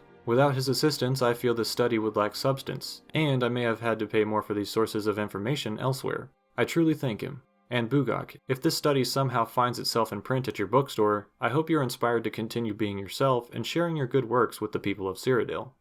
Now we will venture toward Bruma. There we will learn at the Temple of Talos, perhaps the most contentious patron we will cover within the first volume of this treatise. Settle in, friends, for much like the saddle upon Numidium's shoulders, this will make for a bumpy ride. I hope you'll forgive me in wondering where I should start. We could begin with the founding of the Empire, Talos worship in Bruma, or even the eventual removal of his name from the Pantheon during the Fourth Era. All of these are equally as important in the overall history of his following, though the evolution of Nordic Talos cults is quite intriguing and surprising. So that we may begin, I'm simply going to start with my visit to the Chapel of Talos in Bruma. This town is host to many Nords from Skyrim, and if most of you are hailing from the Fourth Era, it would make sense to you that they would be devout followers of Talos. But what if I were to tell you that wasn't true in the Third Era? Indeed, the Nords existing around 200 years prior to the Fourth Era still followed a different selection of deities. There were whispers of Kine and Ysmir, then used to describe their specific dragon god in the place of the Imperial Akatosh they would later come to recognize. The name Ysmir too would change from the name of a god to a title placed upon a valiant warrior of note, even the mortal Tiber Septim in fact. And so it may be surprising to you that, at the time of my visit, the Imperials running the Chapel of Talos were in the middle of their campaign to convert the Nords, who had traveled here through the Jarrow Mountains. This is the direct opposite of what would occur in the Fourth Era, but we will get there. It is truly unfortunate that such language should be used, but the primate of this chapel said his sole mission was to show errant Nords the path to the true faith. This is of course being the worship of the Nine, and in true ignorant fashion, he refers to their original gods as heathens. Across the town are Nords of various positions on this topic. Some are trying to adapt to their current environment, while others are proving them guilty by association. Even regular townspeople will point to Skiorda and Ulfand, saying they're giving Nords a bad name. While I was there in town, I decided to get my armor repaired, and the Nord who aided me had something to say as well. He told me he was a hard worker, and that the other two mentioned earlier were indeed causing problems for the town's disposition toward the overall race. This was due to their loudness, drinking, and general belligerence. I decided to pay Skiorda and Ulfand a visit, just so I could form my opinion based upon my own experiences. Skiorda tried to offer me new clothing, but was very hungover.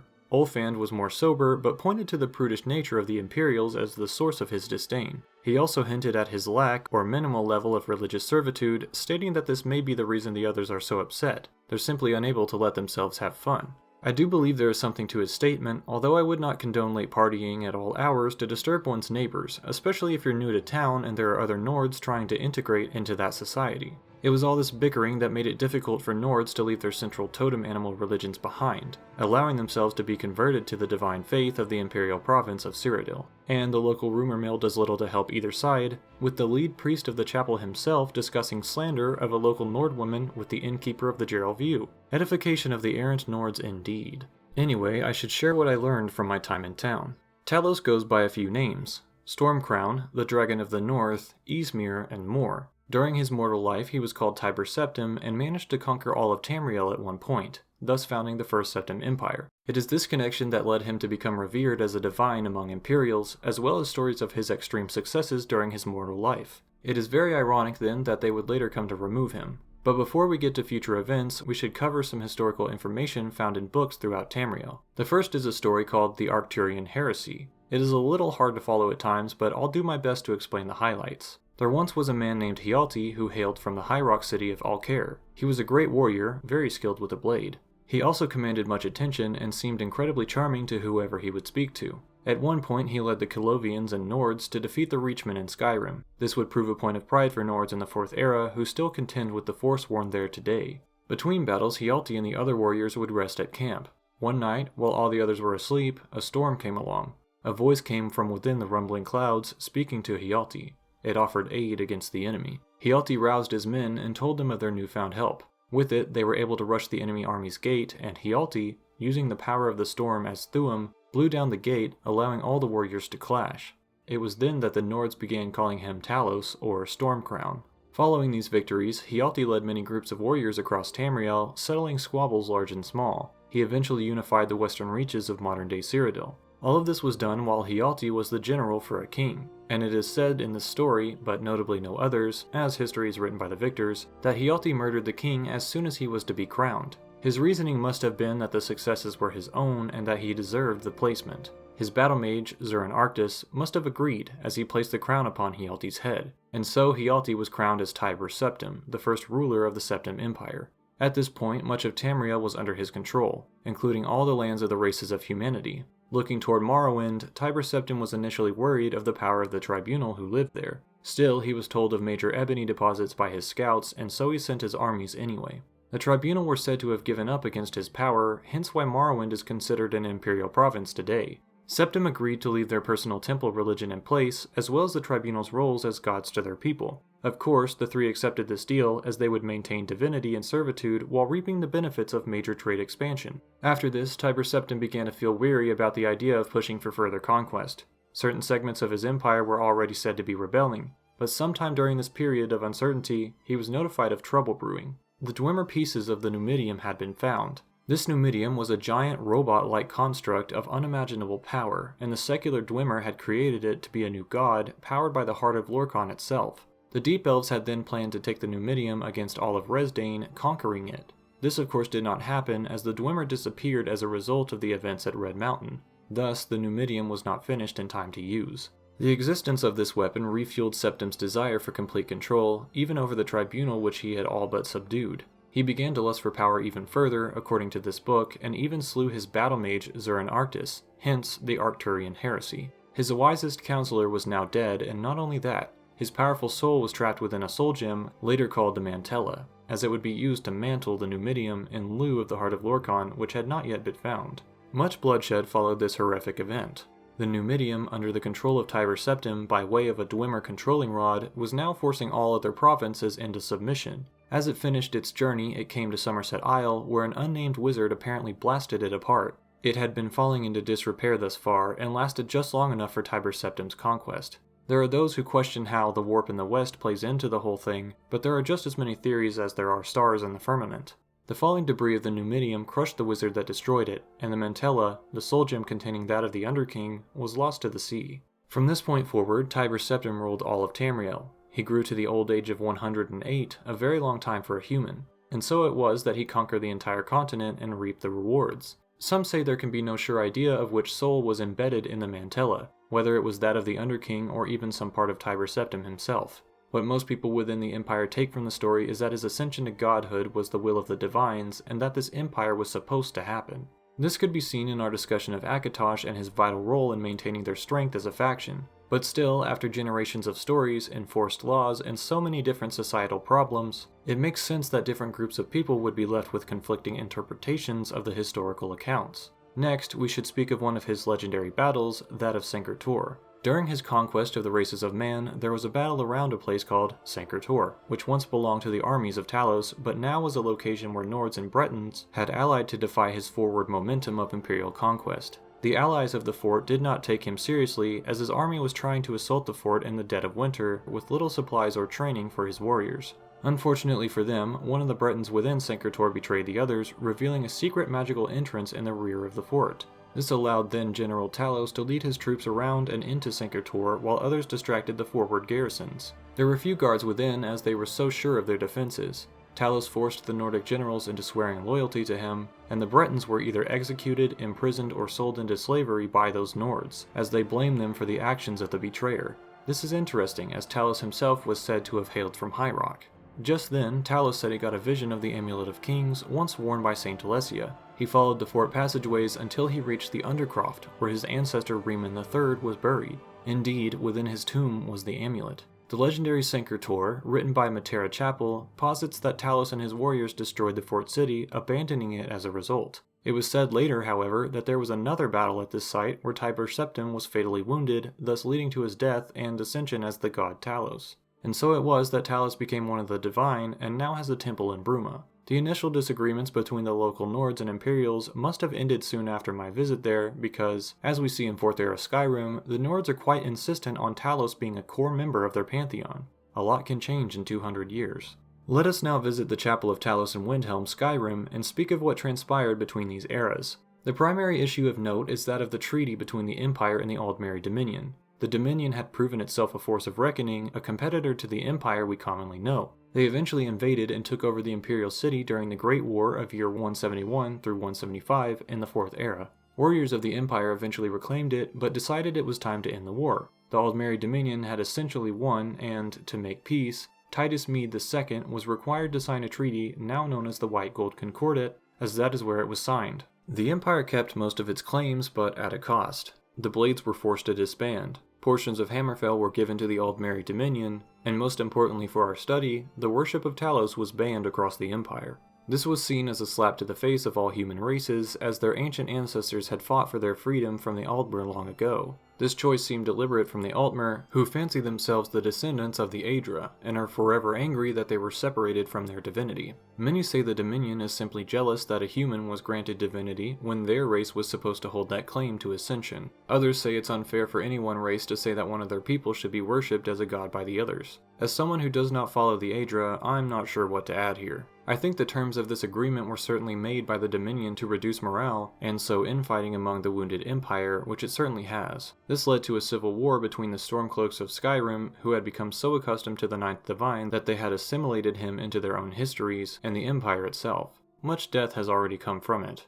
I also think that people should be free to follow whoever they choose, and that religion should be a personal experience, unrelated to society at large. It is unfortunate then that this change in the Empire led the Stormcloaks down a path that eventually separated them from their brothers and sisters, leading to that dreaded civil war. Indeed, if it weren't for the ever-present Dominion patrols in the region, I would tell all followers of Talos to do just so as they please. The Dominion cannot be everywhere at once. At least, we hope.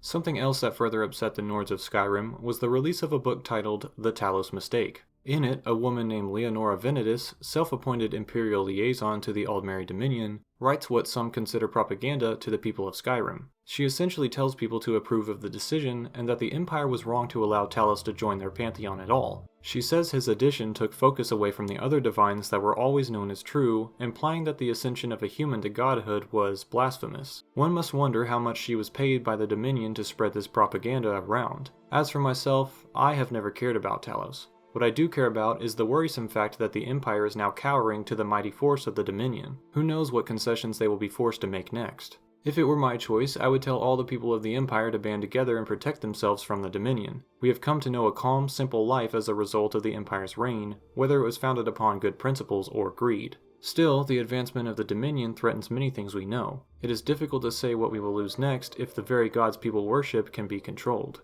As a god, Talos was said to have commanded the following: be strong for war, bold against enemies and evil, and defend the people of Tamriel. Some of these may be ironic statements depending on who you ask. Then again, history in Tamriel can be so confusing that there are entire swaths of time about which we know nothing, versus others where many contradictory events are said to have taken place simultaneously. To move forward with our study, I would like to cover the various depictions of the Ninth Divine. Perhaps the most common image of Talos comes in the form of his armored self, standing atop the serpent he is about to destroy.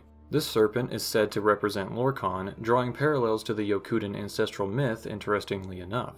The armor he wears in Nordic statues is of course quite emblematic of Skyrim's design. There are runes throughout his helmet as well as many curves in the armor. Atop his head is a single spike, and from his ears are two giant wings.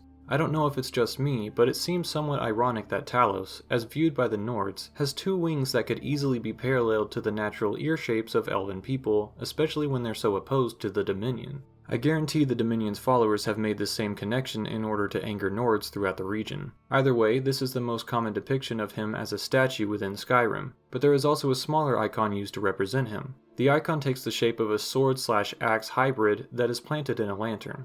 It contains a spike on the top, much like Talos' helmet. There are also 2 parts on either end of a curved segment that seem to be encrusted with topaz. To me, this looks like a segment of the Serpent of Lorkhan made to look as though it had been chopped and removed. In Cyrodiil, his statue was more understated, simply that of a warrior standing outside his chapel. It was also left to some disrepair, growing moss across its surface. His stained glass interpretation has his head surrounded in what seems to be fire or light, while a blade floats between his hands. Above his head is the icon of the Empire, a very clear induction of its validation by the gods. Next, we should go over the artifacts related to Talos or Tiber Septim. First, we have the Amulet of Kings, which was of course covered in our segment over Akatosh. As such, I will simply move on to the next. After the Battle of Sancre Tor, Tiber Septim gave his armor to the Blades, thanking them for helping him succeed in conquest. This is another point that draws back to why the White Gold Concordat's dissolution of the Blades could be seen as worrisome. Anyway, this armor was kept in a shrine within the catacombs of Sancre Tor, where it became the subject of many Imperial Cult pilgrimages. Eventually, the Underking Zuran Arctis, or perhaps an aspect of him, came to the fort. There, he consolidated power, haunting the area. A handful of fine warriors died trying to cleanse the area of his corruption. Eventually, the hero of Kvatch was told of its location and commanded to succeed where the others had failed. Not only this, but they were also told to retrieve the armor and bring it back to Martin Septim for a ritual necessary in the fight against the Oblivion Crisis. It was used to open the portal to Paradise, Mankar Cameron's private space of Oblivion. There, the Amulet of Kings was recovered. For the rest of the era, following the successful banishment of Mehrunes Dagon from the mortal realm, the armor of Tiber Septim rested in the Embassy of the Blades at Cloud Ruler Temple. Unfortunately, this location was sacked during the Great War with the Aldmeri Dominion, and the whereabouts of the armor have not been confirmed since. The other most important artifact of Tiber Septim was the Boots of the Apostle, which were rumored to allow the wearer to levitate. The story of these boots goes as follows. When Talos was young in Skyrim, he went to the Greybeards to learn their ways. After studying there, he was given the boots as a gift for his cunning wordplay. He then used them to walk through the air back to the ground. It is unsure when this event took place, or if it's synonymous with the night at camp described in the Arturian Heresy. Either way, the boots were indeed known to have existed, and were recovered in Vvardenfell during the Third Era. They did offer levitation, something we do not see in more modern times. The make of the boots are of question, with strange material of unknown origin. After they were used and written of in the Third Era, they were never seen again. Perhaps they could be found in the future. Then we would see whether the Empire would ban the use of artifacts given to their founder, citing the Levitation Act of the 421st year of the Third Era. How ironic that would be, but given the events of modern times, none of us can be quite sure what will happen.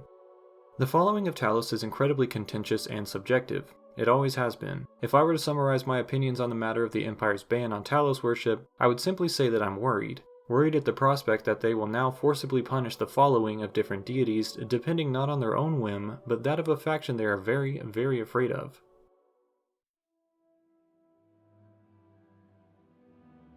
Now that we have covered all the divines in detail, I would like to share notes from various books related to the topic. Let us look at a very brief annotation I've made within the Lost Histories of Tamriel. In the book, it says that the Aedric prophecies, otherwise known as the Elder Scrolls, can fix events within history. That is, once something is written into a scroll or read from it, that event is canonized in historical accounts as something that factually occurred. The words are recognized as unequivocally true, and the ink cannot be changed, even by the use of magic. It is interesting to me that the Elder Scrolls themselves have to do with the Aedra, meaning that members of this pantheon could alter history according to their whim. Then again, I have far less knowledge on the subject of the scrolls than the Moth Priests do. Thus, I cannot confirm or deny these claims, only share them from the pages of a very brief story. Following this, we do have some solid information that elucidates the inner workings of the Imperial Cult. We'll speak of the faction in a moment, but first I'd like to share some words directly from their organization. Let us look to the book titled Reflections on Cult Worship in the Empire by Cuseius Plesia. In this book, Plesia explains the value of cults to different races or factions. First, he explains that the Imperials view the 8 divines as powerful but indifferent forces. The word choice is important here, as the word indifferent is typically used to refer to something in a negative light, and it means here that the gods just don't care about the mortal realm. At least, that is what I'm taking from it. However, regardless of whether this comes from an Imperial or not, I must say I don't fully agree with that point. Many Imperials and other members of the Empire ask blessings from the gods all the time, truly believing that they're being watched and governed by powerful, benevolent forces. Perhaps a better word would be mysterious, or even opaque, as the will of the gods is often difficult to predict, but even harder to deny. That is why, though I do not follow them, I cannot simply write them off as a false idea. The fact that they have, albeit rarely, affected the mortal world through intervention, commonly through their artifacts, is more than enough for me to check the boxes on their existence. Beyond the strange note, Plesia then moves into how the Nords keep a cult around Talos. Even members of the Imperial Cult say he came from Atmora instead of High Rock, where other stories place his origin. Again, after so much time, no one can really say. Regardless, the fact that the Talos cult was already well established within the Third Era makes it all the more strange that the Nords of Bruma, only 6 short years beyond this time, are not devout followers if they follow at all. Or maybe the Nords of Bruma were a single group that had not fully been integrated into the Empire's doctrines. Either way, it's clear Talos has had a following for a long time, both predating and surviving the year of the Oblivion Crisis. Plesia moves into discussing the Tribunal, the 3 living gods all Dunmer can physically point to. This leads into the difference between Imperial and Dunmeri cult beliefs. Apparently, Imperials do not feel as though every act of their lives are being constantly scrutinized, whereas the Dunmer, specifically those of Temple Faith, do feel they are always watched by the Tribunal. The Tribunal do have eyes everywhere, especially with the Ordinators beginning to abuse their power and accost whoever they see fit. Add to this surveillance the layer of our ancestor spirits, and further, the good Daedra that are still followed by the nomadic Ashlanders. With all of these points in view, it should make sense then that the Dunmer constantly feel under a heavy eye, where all of their actions are recorded and prepared to be used against them at the first sign of crisis. Contrast this with the very race named after the Empire that essentially controls the world. They probably feel close enough to godhood to not need to worry about much, other than petty crimes. The Dunmer, as is understandable, thus view cult worship as a very serious thing. The temple wants to root out all Daedric cultists and does not want to involve any Imperial cultists in their clergy. They'll drive certain people out through force, even if they are revealed to have communed with the good Daedra. Though sometimes there are members of the Old Faith who have transitioned to the new Tribunal Temple long ago, and they're more lenient of those who hold ancient customs. This set of differences between the Imperial and Tribunal cults shows just how divided the two sectors can be, and is important to keep in mind in deals of diplomacy moving forward, especially as we know the Red Year came and drove much of my people from Vardenfell and into nearby provinces that would have them. The next book is called For My Gods and Emperor, and is the guidebook for employment under the Imperial Cult. This will begin our discussion of said faction, laying the groundwork for a better understanding of their motives and desires. The purpose of this cult is said to be the missionary expansion of Imperial beliefs into the Empire's remote provinces. This includes every region that isn't Cyrodiil, where there is notably zero presence of the cult. Because the belief of the 9 divines is already commonplace, the resources are sent elsewhere to spread the word. Notably, the guidebook speaks of the divines and Talos as separate followings, at least in terms of cult presence. The book then says that the following of both these cults are combined in the Imperial Cult, and so it aims to condense their faith under one name. They follow 9 virtues, but it is unclear as to which god they apply. I'll list them here quickly: humility, piety, work, compassion, justice, ambition, learning, and civility. The virtue of work could easily relate to Zenithar. Justice then goes to Julianos. Ambition is noteworthy as that is the purview of Mehrunes Dagon. Compassion could be attributed to Dibella or Mara, but I lean toward Dibella. As for the rest of the virtues, they are general enough that I'm sure each of the divines would espouse them. In order to join the Imperial Cult, at least in its Marwyn branch, one must make a single donation of 50 gold septims. This helps the cult maintain its buildings, pay for travel, etc. And 50 gold is really not too large of an ask, especially for a cause you believe in. Now, if they were asking alms from you during every visit, I would have very different opinions. As a follower of the cult, there are a few specific things you must do. First, your behavior will represent the divines. You must act accordingly, and your skills will reflect this. For example, the cult favors blunt, unbladed weapons for combat if needed. This is to ensure that as little damage as necessary is done to your potential opponent. They also request that you sharpen your tongue instead, having high skills of speech, that way you can engage in diplomatic methods of disengagement.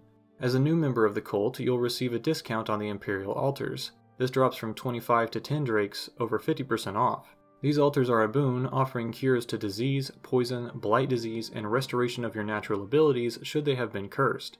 The fact that the altars can cure ailments is already impressive, but we should look to the blight disease. There are 22 common diseases you can contract, including things such as ataxia, rock joint, and yellow tick fever. What are less common are the 4 types of blight diseases carried by animals and monsters near the blight-stricken Red Mountain region. These drain one's abilities heavily and cannot be cured through simple alchemy. Indeed, as we discussed in our most recent study, the only ingredients that can boast those effects are ash salts, which come from the very cursed beings of the Red Mountain, and scrib jelly.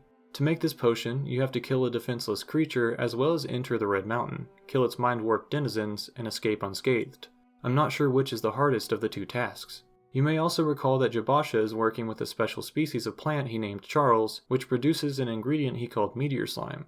I admit I have not yet looked into his whereabouts in the 4th era, but like many I knew from that time, there's no record of their current existence. The same goes for the meteor slime plant, so we may comfortably assume this cruelty-free replacement ingredient never quite took off. Either way, what we're discussing is a difficult disease to rid from the body, and one that ravages your very ability to move and breathe. The fact that the Imperial Cult can cure this ailment for 25 drakes of the common passerby is quite commendable, especially as it proves the existence of strong magics coming from their pantheon. It's a shame that, as indicated by Avarice Audis of the Chapel of Zenithar and Leyawiin only 6 years later, the cult stopped offering free healing services to the masses. Perhaps this had to do with the increasingly expanding empire trying to rein in provinces as each bore more and more people. The cost of trade only grows, and the price for defense as well. Either way, it's something we should take note of that, in the 3rd era, the Imperial Cult altars could cure every disease known to man and mer, save for the dastardly Corporus. Moving on within the guidebook, we come to the listing of various tasks expected of members. First, there's a simple matter of ingredient collection. These are typically reagents used for healing potions of some sort. The harvest of these ingredients not only allows for the cult to extend healing services to more people, making more money from mobile potion sales, but also teaches the quester how and where to find these useful plants, as well as how to mix them with one another to create beneficial draughts. The other work run by the cult is as expected. Sometimes you may need to heal a person that is sick, gather donations, run messages, or battle enemies in order to protect areas of importance to the Empire and its cult. This work often brings members across forts of the Imperial Legion, which is usually strictly focused on defending bases or claiming new territory. This new territory will need the official faith spread to it as well, so this makes sense. Other connections include the Mages Guild, the magical order that can be found in many Imperial provinces. In Morrowind, these guilds tend to operate fairly independent of the Empire, and are more focused inward upon the goals of the scholars.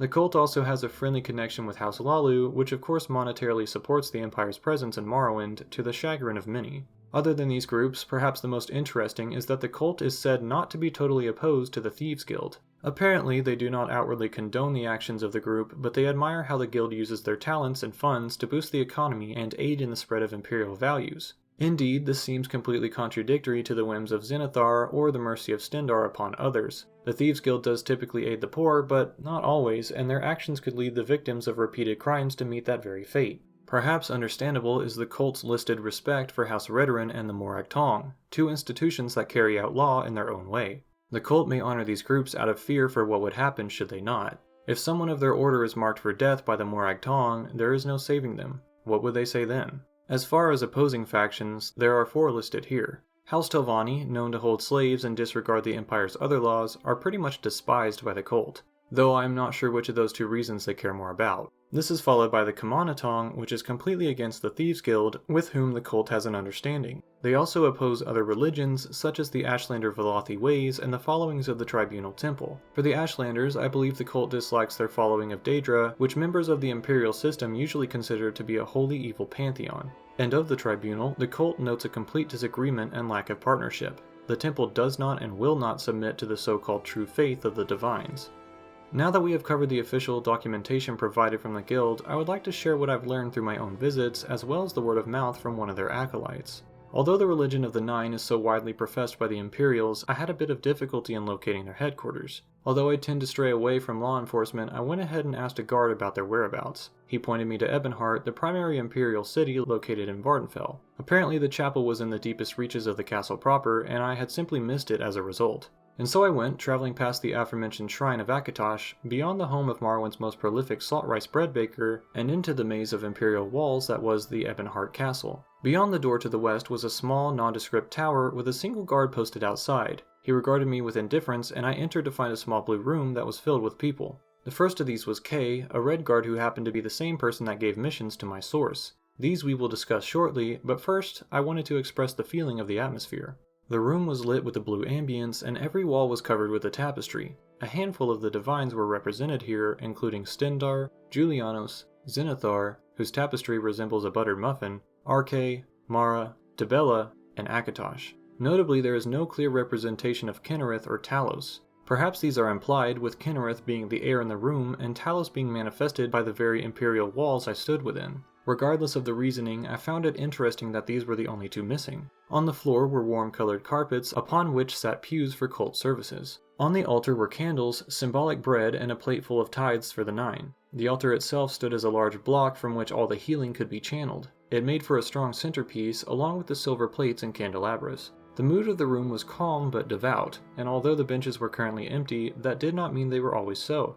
In fact, I'm pretty sure these were strictly meant for members of the cult to meet upon. That would make sense as to why there were so few, and why the chapel was so hard to find. Still, I believe it would make more sense and be more useful to the cult if they had a presence within different towns, such as Balmora, home to House Lalu, their closest faction in the province. I'm not advocating for this to occur, simply pointing out that it would be beneficial to them to try and enter these locations. Instead, they opt to place small cult shrines within their various forts, such as Fort Moonmoth, which is just over the hill from Balmora itself. Perhaps this is how they skirt the difficulty of integrating themselves within the established towns of Vardenfell. Now I would like to add the accounts of my source as to other types of tasks carried out by the members of the cult. The first of these they received from Kay was the simple order of retrieving a donated piece of limeware that they believed to have been stolen from them. Apparently they were curing an Altmer of swamp fever sometime recently.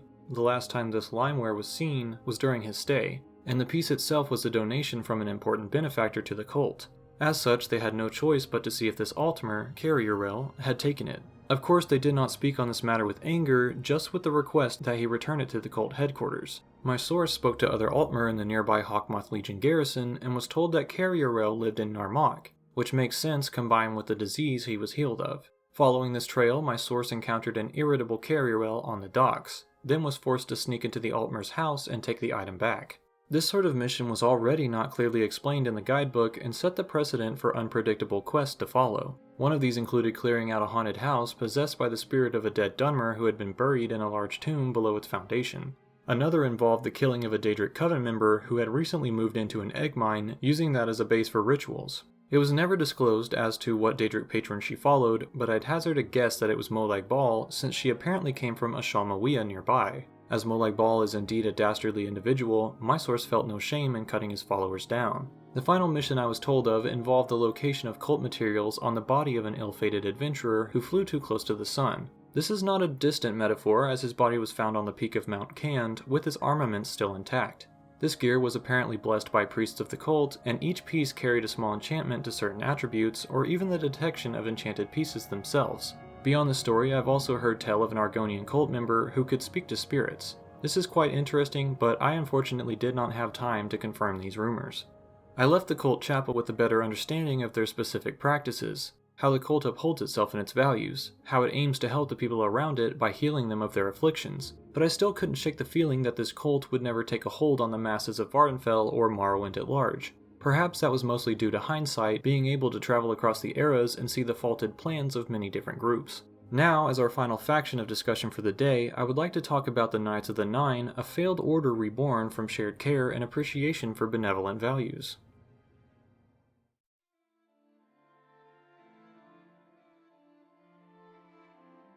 To start our discussion of the Knights, it would be best to read an external history written by Caroline of Solitude.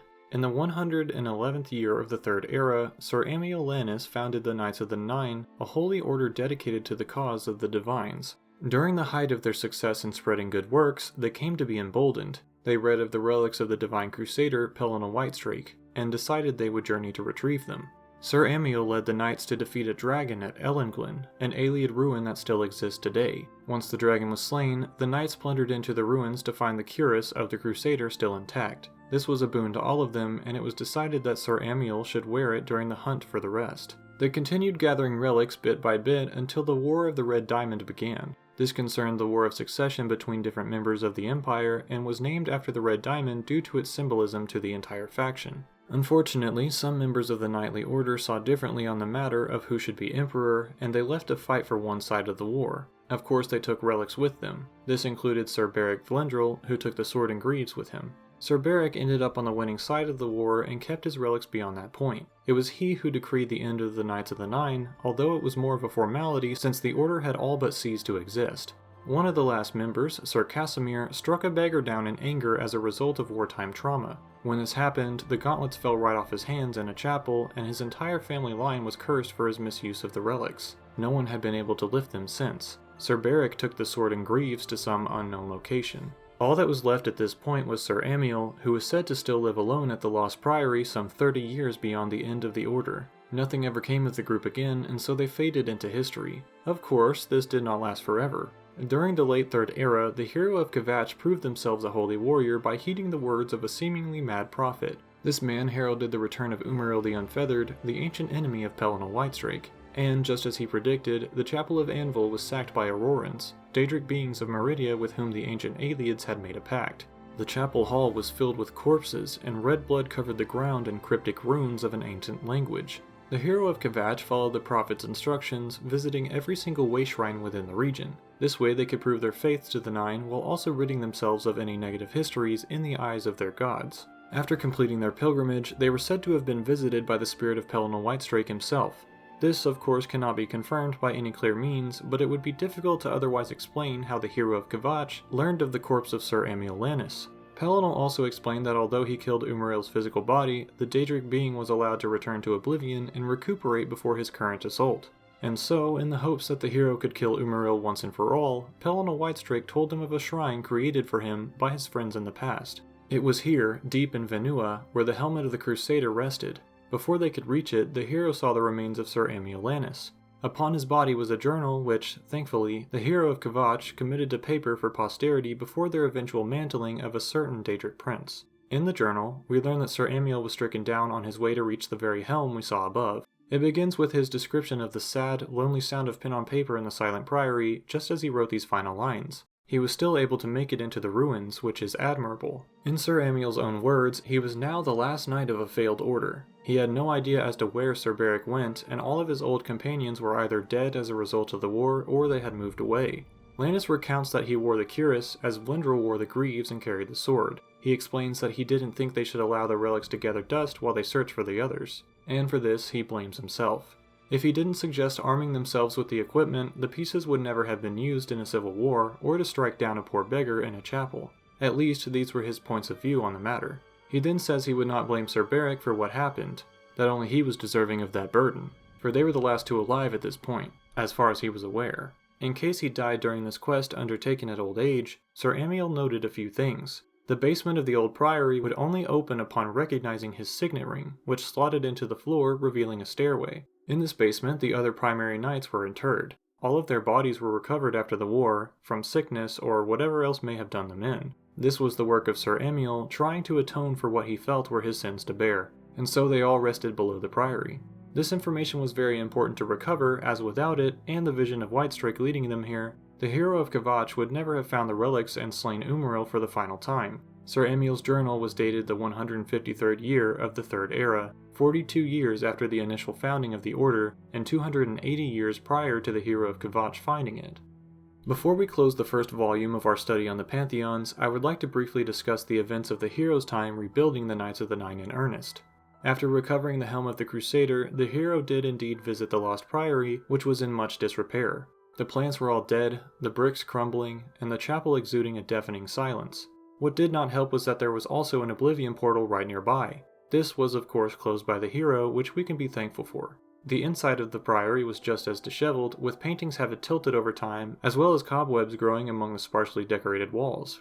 Placing the ring within the sigil, the hero of Kvatch was able to enter the basement. There he saw the cuirass of the Crusader, mounted for the last time by Sir Amiel Lannis, so that it would not be lost should he fail in his search for the helm. And as the hero neared the cuirass, they were met with the spirits of the ancient order, awoken from hundreds of years of slumber. The hero was spoken to by Sir Amiel, who then decided to test their mettle as a warrior to see whether they were worthy of the relics should they find them. Of course, the hero succeeded, and they were sent on their way. They visited the chapel of Stendarr in Coral. There, a descendant of Sir Casimir lived below. He was cursed with the very affliction applied to his ancestor when killing the beggar. There was obvious lethargy and a lack of will to do the most basic of exercises. The hero, embodying the mercy of Stendarr, took the curse upon themselves. This allowed the descendant to feel healthy again, so much so that they ran around in circles to enjoy their newfound energy. This was witnessed by Stendarr, who then removed the curse of weight placed upon the gauntlets, and so the hero took them into their possession. Next, they visited the shrine of Kynareth, taking part in an exercise of respect and fear for nature. Entering a sacred grove, they were happened upon by a bear, who threw their claws in a few vicious swipes before settling down. As the hero didn't harm the bear, Kynareth allowed them into a secret cave. There they found the boots, guarded on either side by a Spriggan, one of Kynareth's chosen creatures. They merely giggled at the presence of the hero, and although typically hostile, they recognized them as a friend to nature. The boots themselves would aid all the animals in a similar view, as they enchanted the wearer to not look as a threat to nearby fauna. The hero was then pointed to the Chapel of Zenithar, where Sir Ralvis explained they failed the trial necessary to acquire the mace of the Crusader. It seems this was due to them not having the boots, which allowed the hero to cross a mystical bridge without issue. They then retrieved the mace, further exemplifying the connection between Zenithar and Kynareth, mortal and nature. One of the last known relics, the Shield of the Crusader, was said to exist in the bowels of Fort Bulwark. Surviving many challenges and freeing a prisoner along the way, the hero of Khajiit did indeed recover the shield for the purposes of the newly recovering order. This left only 2 relics to find. Upon returning to the priory, the hero found that the new members had begun to liven the place up. The stables had horses, the yard was used for training, and the gardens were tidied and planted. This was a boon to morale, for their next journey would be quite dangerous. Sir Amiel explained that Sir Barrick killed Sir Caius on the priory steps just outside. This was Flyndrel's first major sign of descent into evil. The path led him astray, and he eventually became a dreaded wraith that haunts a cave called Underpall. Along with the rescued prisoner of Fort Bulwark, the hero of Khajiit eventually found Sir Barrick and slew him, allowing him to rest and the final relics to be found. The Holy Sword was reconsecrated at the Chapel of Arkay, fitting since the previous owner was then a member of the Undead, a complete disregard to Arkay's law and teachings. All that was left to do now was to round up the Knights of the Nine and end the threat of Umaril once and for all. On a fateful, stormy night, the warriors of the Order gathered on Garlus Malatar, ready to infiltrate it. They rode in on horseback, or otherwise ran the entire distance from the priory itself. It was understood that not everyone would make it back, but their work, as evidenced by this study you're attending, would reach the eyes and ears of many who should hear of their great deeds. And so they rushed the ruins, ready for whatever may come. Inside were many Aurorans, some of which kept rising again, seemingly imbued with endless energy regardless of whether their heart was removed. Their golden armor and weapons clattered to the ground time and again, resounding with the success of the newfound order of the Knights. As their progress reigned through the halls, the hero of Khajiit approached the summoning orb, ready to break it and face Umaril. As they did, the orb shattered into many pieces and froze. The ruins were silent. There was no sign of the Knights or the Aurorans, only echoes of dripping water and settling stone. Whatever was happening, the hero decided they must move on, and eventually happened upon the summoning chamber itself. The unfeathered demon battled fiercely, with a clear confidence that he could return any time if banished. The two traded blows, metal on metal, as Crusader Reborn battled their fated enemy. Eventually, the relics of the Divines proved true, allowing the hero to put the mortal coil of Umaril to rest. However, this was just the beginning. The next part is almost too amazing to believe, and so I caution that this telling of the story may border on exaggeration or embellishment. Be that as it may, allow yourself to suspend disbelief and enjoy the tale.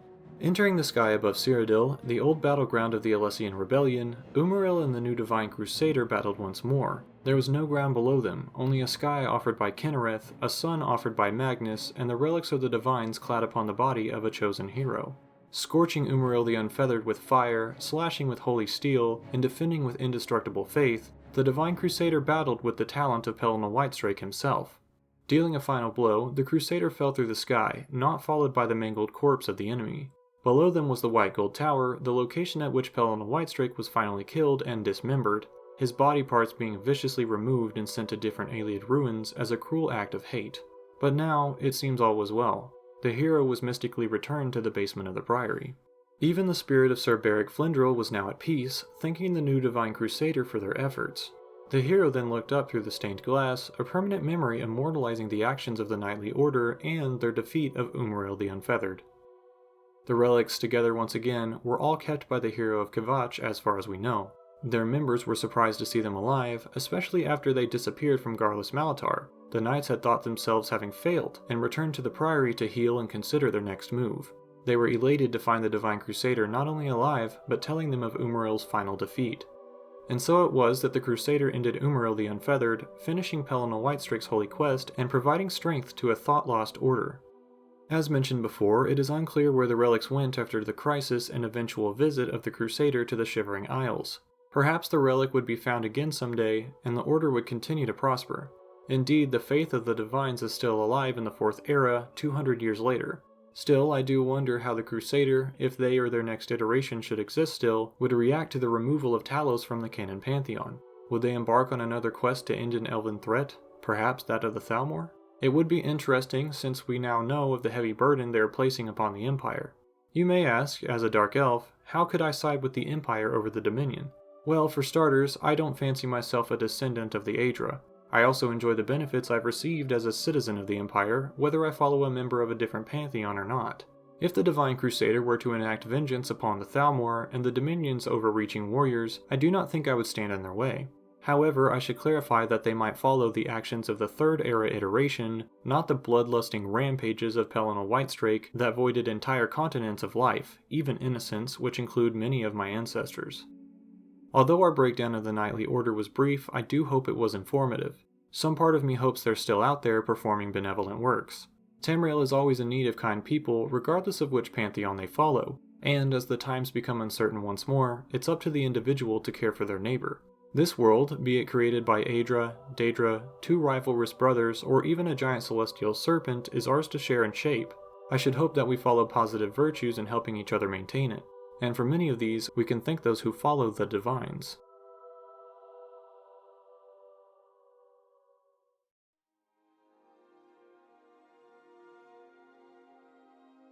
Thank you so much for watching this video. It means a lot to me, especially since I put many hours into the production of each study. This is why there's large gaps of time between uploads, and I hope that's understandable.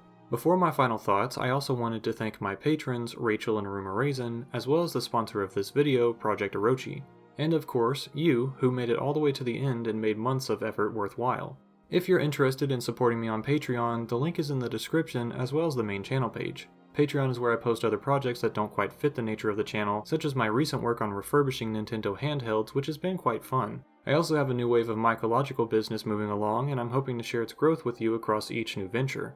With all that said, I wanted to round out my thoughts on the first volume of the Pantheon study. Many people, myself included at one point, thought the Aedra were very lacking characters. I've heard them compared to Nordic and Roman mythological figures, which I can understand somewhat. However, the difference between those pantheons and the Aedra are that the Aedra are known to exist through their intervention in the mortal realm, and so it's clear that they actually have spheres of influence. Similarly, the followers of these deities have physical chapels and political effects on the world around them.